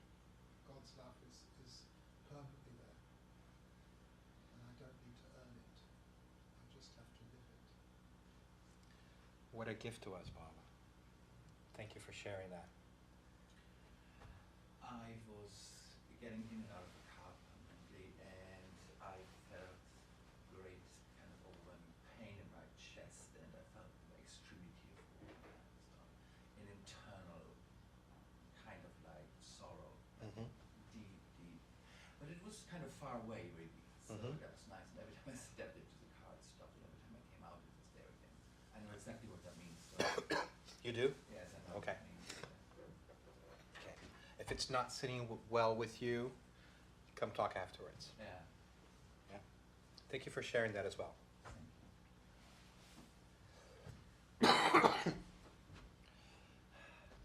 Anybody else would like to share? You don't have to. Feel no pressure whatsoever, right? Do you know how to do silent voting? So just tell me this. Put your hand in front of your chest and give me a thumbs up if it was a positive experience. And don't look at anybody else's, people. Right? This is your own personal piece. Great. All right. Thank you. Thank you for going through this together. Why do we do this? We do this because we have talked a lot about it today. We talk about things that engage our brains, engage our minds. But it's also important to remember on an emotional level that there's more than just the brain involved in all of this. Sometimes we push down our feelings and act only with our minds. That's not bad. But we also want to invite into the conversation our emotional, mystical side to it, to see how he resonates, how he feels. Because those two things are connected. How we think and how we feel are all part of who we are. So we tap into the intellective piece of things, but we also want to tap into the physical, somatic piece of things, the body. What's the body telling us? So, and this is something that is not unlike prayer. You can get yourself to a state of prayer and meditation where you are kind to yourself, open yourself to wonderful and beautiful things. So it's something that you can take with you in your journey as well, whatever you are. If it was a positive experience, go back there. Refuel, replenish. Does that make sense? Okay. Great. So that was one activity. Do you feel like you might want to take a little break before the next one? We'll do some silent voting again. Thumbs up, thumbs down. So if you want to take a little break, thumbs up. All right. So let's take a 5-minute break, and then we'll come back. Yeah? And then but let's make it a real 5-minute break. Not like a 15-minute break, like a 5-minute break. Yeah? Just to be abundantly clear. Thanks for playing. See you in 5 minutes.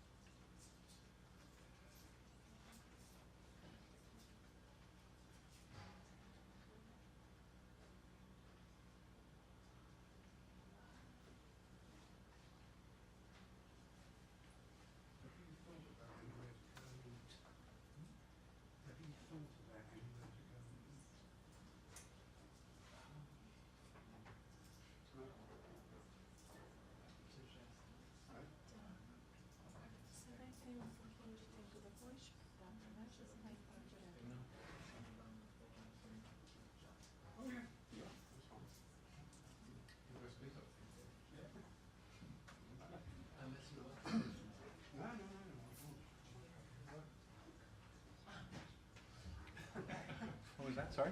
That's all right. I was somewhere else. Yeah. I was like somewhere else. Oh, that's fine.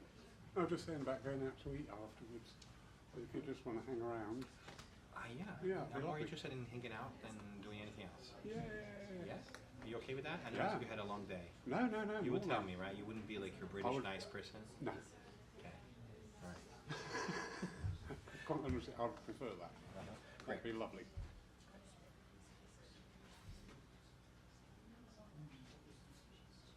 A British nice person.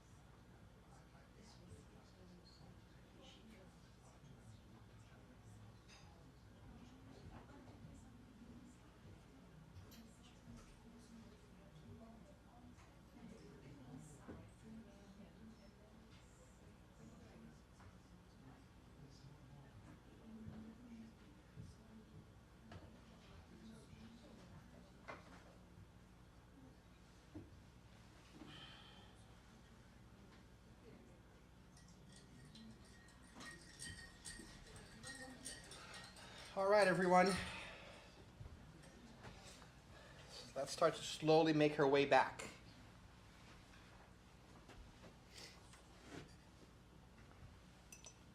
I promise you this will be the last activity I made you do. Then we can kind of wrap things up a little bit, hopefully bring things together. So this one I called Jerusalem versus Damascus. And what I would love for you to do, if you're willing, obviously remember you don't have to participate if you don't want to, but we have different boards here with different pieces of paper. And let me explain you what it is and then explain you how we're going to do it, right? There's some pens in there too. You're welcome to keep this little red pen from our nonprofit effort to help others. But you get a piece of paper, and this is where you have choice, because there's a lot of choices in life. You can split it in the middle this way or this way, up to you. Pull your own happiness wagon. Do what pleases you. On one side, I would love for you to write Damascus. And on the other, Jerusalem. And then by yourself, individually, we'll give you like maybe 8 minutes, 5 to 8 minutes. I want you just to brainstorm. What is it that you want in your life? Yes, that's your Damascus. So where is it that you want to get to? What is it that you like to accomplish? What is it that you want for you, for your future? In one side, right? Don't start right now. Not yet, not yet, not yet. Wait for it, right? So you're going to do that on one side. Now here's the really difficult piece. After you are satisfied, or within the time allotted, whichever comes first, take a look at it, process it, and then you're going to go to the other side in Jerusalem. And then you have to write down, what is it that you're going to leave behind? What is it that you must leave behind or give up to go to that Damascus? Shame on you. Shame, shame, shame. Yeah, so split it in half. Damascus on one side, Jerusalem on the other. On the Damascus sides, you're going to think individually yourself. It's an individual. Remember, you can be in a group, but you're alone, right? You're going to just think for yourself. We're going to give you like 5 to 8 minutes, and you're going to jot down all the things that you want for yourself, for your future. Things you want to do, who you want to be, right? Not things, like I would suggest that we don't think about things you want to own. Don't focus on the objectives, focus on guiding principles, on things that really uplift you, right? And then sit with that for a minute, and then go ahead and start thinking about what is it that you're going to leave behind, and that's you're gonna write on your Jerusalem part. Right? So imagine you're in the middle of the road, you're looking forward to where you want to go and what you want to do, who you want to be. Imagine that, and then you're going to think about what is it that to get there, what is it that I need to leave behind or not do anymore. Right? After we do all of this, we're going to do this individually. After we do this, and I'll give you a 5-minute warning so you can switch, okay, from one to the next, from Damascus to Jerusalem. After that, we'll talk a little bit about it, okay? So, all right, so 5 minutes. Start with your Damascus. What is it that you want for yourself, for your future?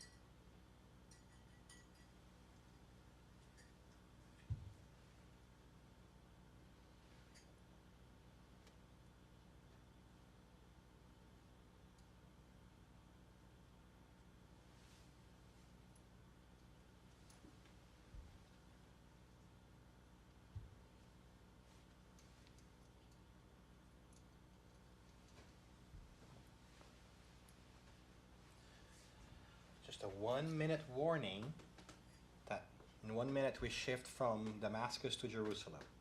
Yeah? So start wrapping up your Damascus part, the part that you want for your future.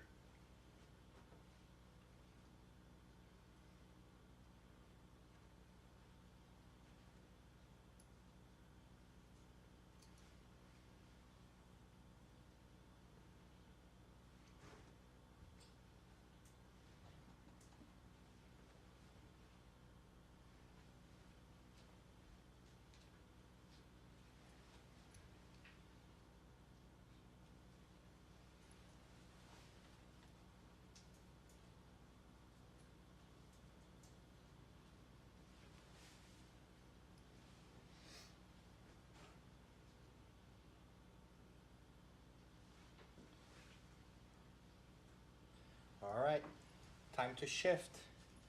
Shift to Jerusalem. Shift to the things that you want to leave behind or know that you have to leave behind to go forward.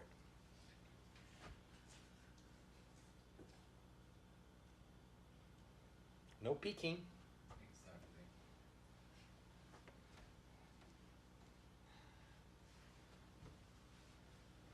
Only the spirits can peek. You cannot.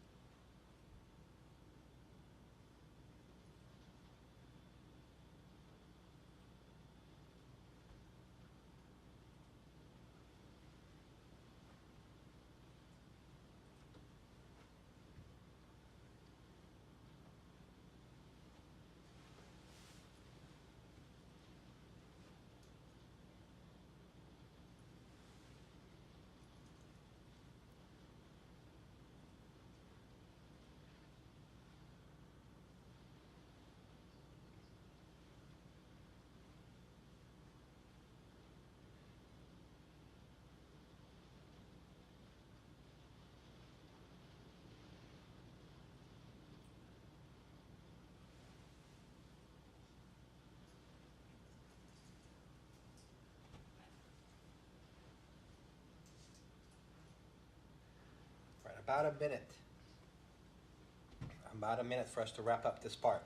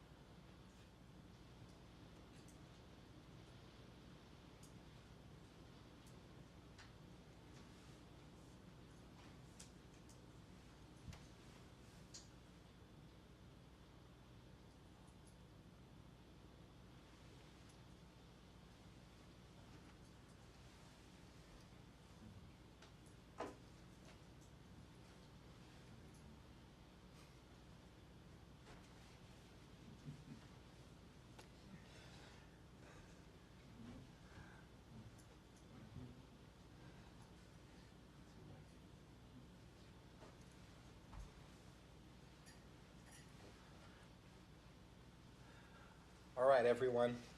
So hopefully that wasn't too difficult or too traumatic, right? Now here comes the real fun. The real fun is now we get into small groups and we get to share with others what our Damascus and what our Jerusalem is. But here are the rules. You get to share, people don't get to comment. They don't get to criticize. They might ask questions, clarifying questions about what does that mean if it's not clear. But it's for you to share and for others to listen. And each one gets a chance to do that in the group. And we're going to do groups of 4. And I would highly suggest that you pick people that you do not know or you have not yet met. Fight the comfort. Right? Remember, this comfort sometimes is good. Right? So find people that you have not yet necessarily mingled with, and we're just going to spend really quickly, and you get to tell them what it is and what you're going to leave behind. Yeah? And we'll give you about 6 minutes to do that. I know, face the discomfort. If you don't have a group and you'd like a group, I can help you find groups. Well, then you should move. We have 3 people here. Yeah.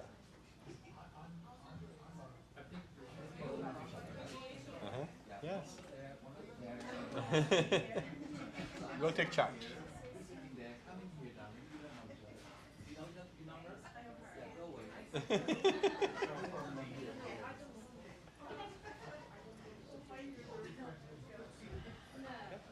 That's okay. That's okay.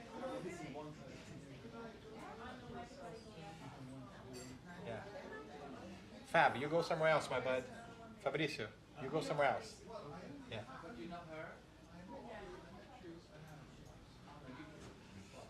It's very okay. If you don't want to participate, it's very okay. You don't have to.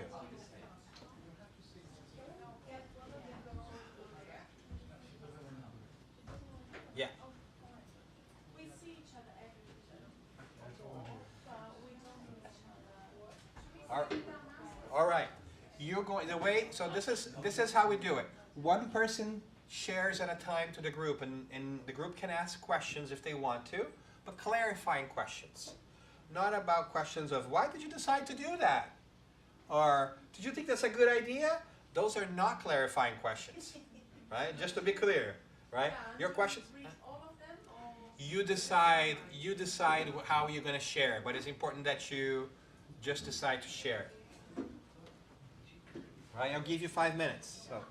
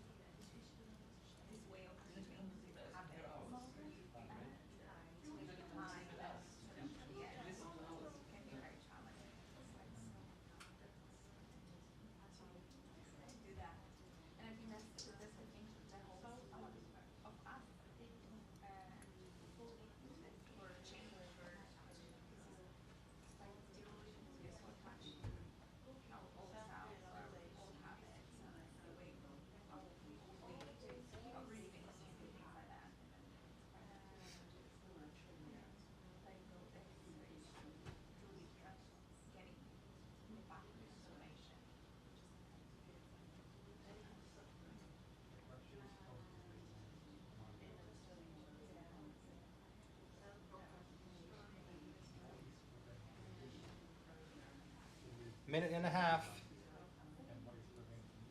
Just a minute and a half until you're done. Now we need more time? Or we need more time? Okay. We need more time. Go for it.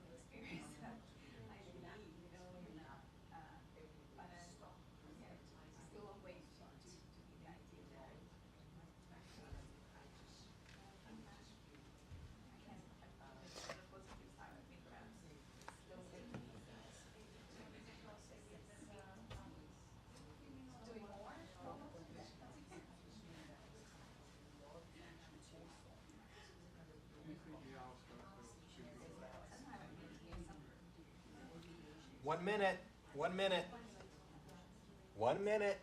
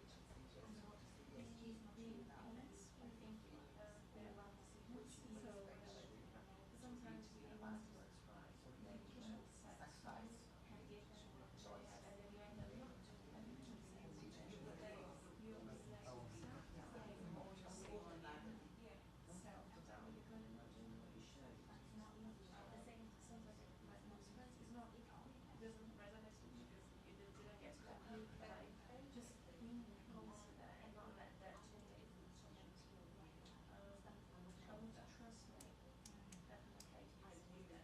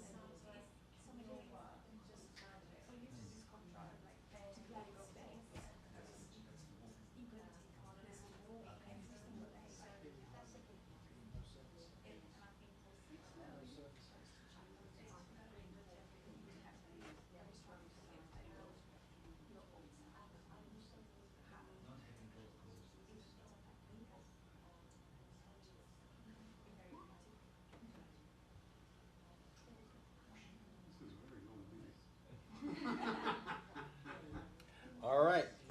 Did everybody get a chance to go?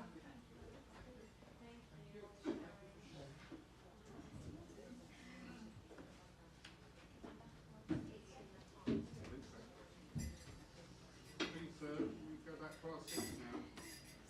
Yes, kind sir.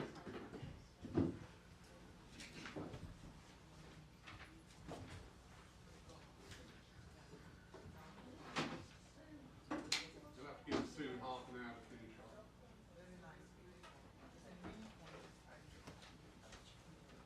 Less than that, yes. We're going to be wrapping up.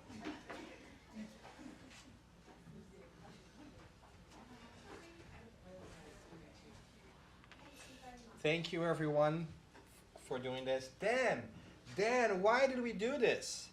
The first part was so much better. I was by myself thinking, and then you asked me to go with people that I don't know. Why, Dan? Why? That's so a little bit, uncomfortable. Yes, because change sometimes requires a little bit of discomfort. And there's something else too. When we vocalize our goals to somebody else, they become a little bit more real, a little bit more concrete, and it helps us move in that direction because they're no longer sitting just in our hearts or in our minds, they're out in the air. Right? So research shows us that if you share that with other people, you're more likely to hold yourself accountable to doing the things that you share. So that's the idea behind it, right? So that's the rationale behind it. But then I'd ask back at you, and we don't need to go into particulars, but how was this exercise for you? How did it feel? It's okay for you to say you hated it too. Oh, just saying. I'm just creating the space for us to be clear here. I think it was a good thing that we didn't know the other people very well because I think if I knew, let's say if I was sitting with my husband or with my daughter, then as soon as they said something, I would just give them examples of that. Because you know the person, and when it's somebody that you don't know, then you kind of get and try to apply to yourself because you don't know the person. Mm-hmm. They're saying things and you go, oh, I can recognize a little bit of that in me. You know what I mean? Mm-hmm. So it makes you reflective. So I like the fact that it didn't make me uncomfortable as well because if I said something they don't really know about my life, so they cannot go, oh yeah, she does that, oh yeah, that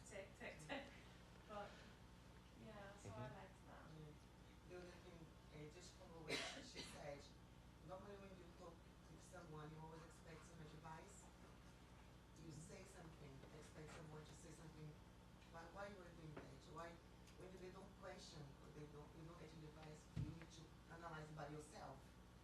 So you are listening yourself, listen what you really want. And so it's the blindness I was talking today now, because the blindness sometimes, or the process of soul, to reach the Damascus, sometimes the unconscious as well, is because you cannot, you don't want to hear your unconscious. That it says something to you, the intuition, you follow it, but it's easy for you to not listen your unconscious and you become blind. The process is true, because he was temporarily blind. You don't know for how long you are blind. Yeah? How long it take to last the process to be blind. But the process for you to be able to see clear things is very hard. It's really hard, this process. So it's, for me, this exercise at the end will make you feel like what is blind on you. Yeah? What would you like to see clear? Thanks for offering that. Yes, sir. It's not about the destination, it's about the journey. So this is very clever, Jerusalem and Damascus, because Jerusalem has no point in anybody's story if the walk would not be done. So it's not about getting there, it's about experiencing the journey and how much we are kind of like, it's alchemy, you know? And those things aren't bad, those things are important. Without them, we would not even start the walk. That's what I felt. Yes. Yeah, so that experience is going to resonate differently with people, right? And it's okay that it does too. And it's also okay that you experience a little bit of uncertainty, a little bit of discomfort. For some people, they feel somewhat liberated that who the people that they're talking to don't know them. For other people, that might be uncomfortable because they are worried about those people not knowing them and how they're going to perceive them. So every personality, which is based upon experience and so forth, will react differently. But what I want to remind you is that you have survived 100% of your worst days. You really have. And as a matter of fact, when you begin to step into the realm of reincarnation and understand that you're a spiritual being, constant evolution through many lifetimes, you will notice that you have stepped forward and done this many times before. So even the most difficult thing that we can think of, we have done before and succeeded, and we're here. In a roundabout way, what I'm saying is you're spiritually bulletproof. Your body will perish. But who you are, never. That is the greatest gift that we all have. And the relationships we build here will go with us forever. So was it uncomfortable? Yes. Will your life be uncomfortable? Yes. But it is in the discomfort that you grow. There is this pedagogue called Vygotsky, and he has this interesting theory.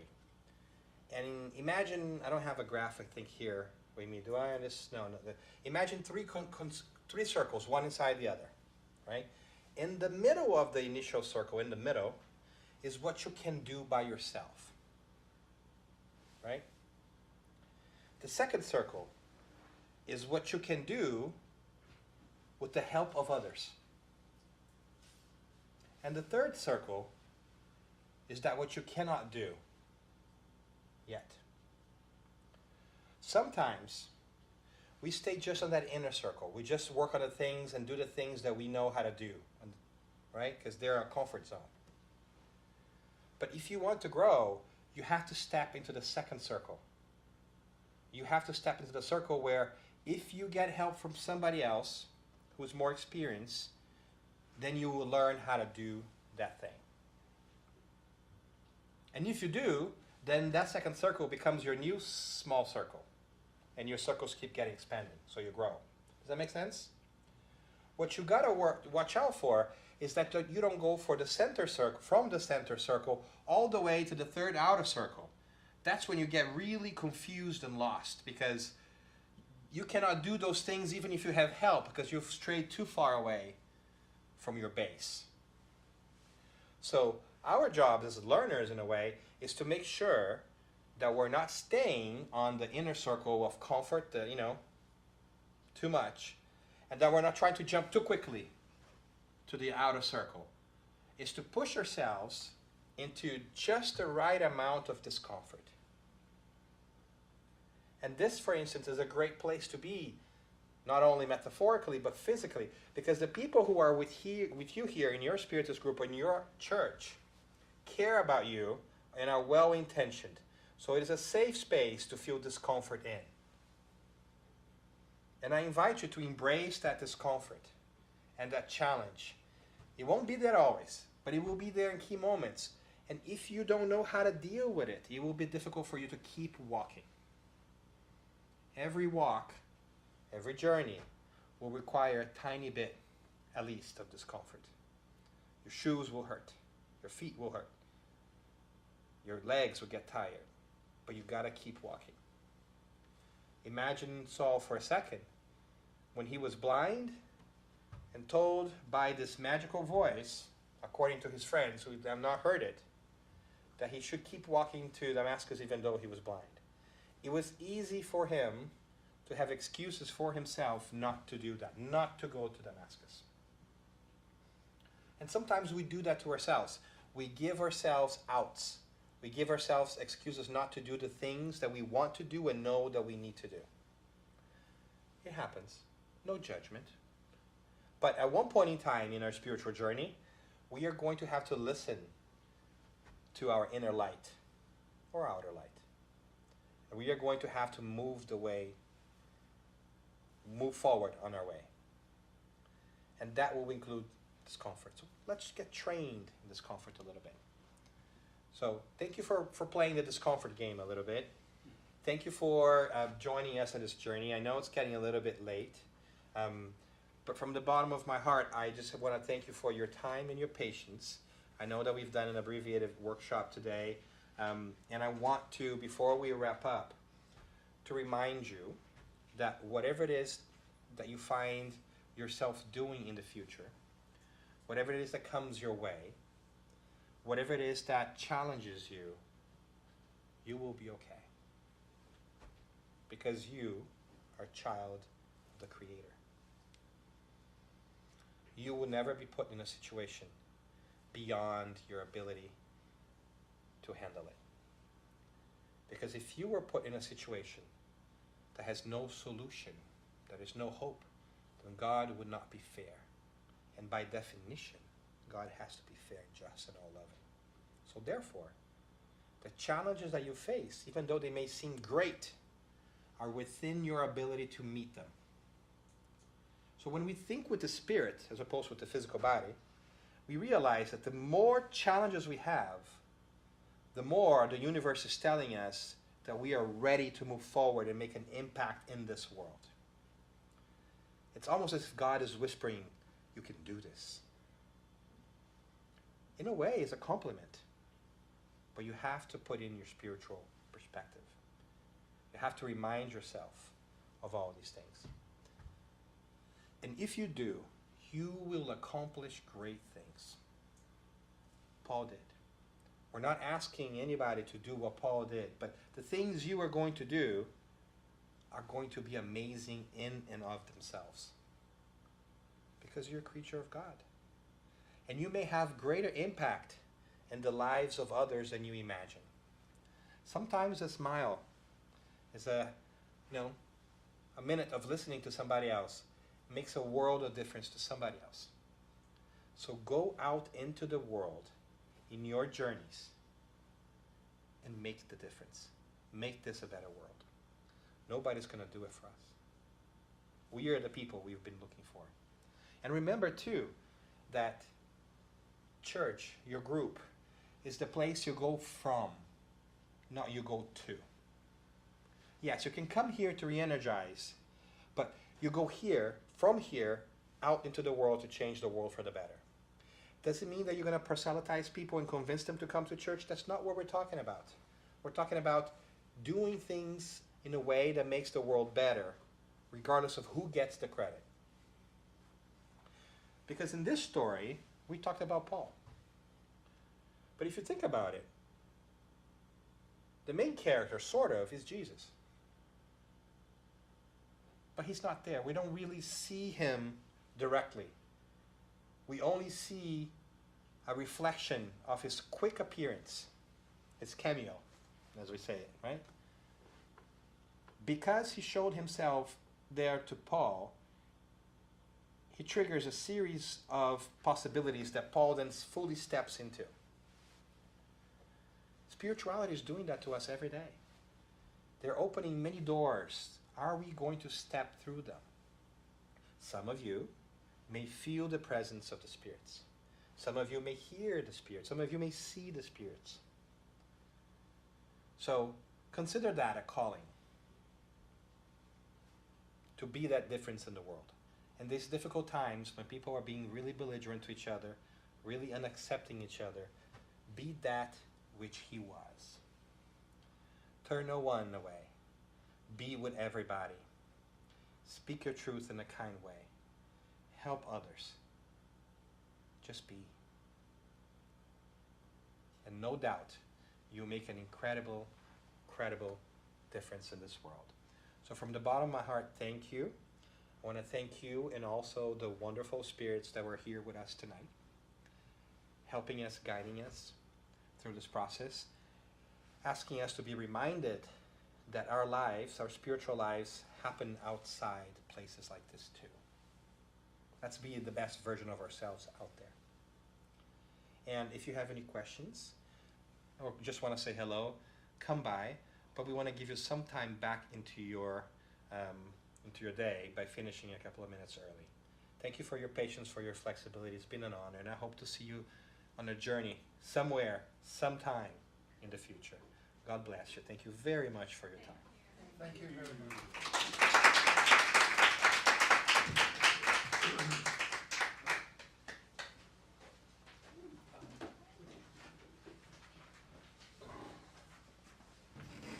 I wasn't expecting to be back here, so I don't know what to say. So thanks everyone for coming. Thanks for the donation for the food. The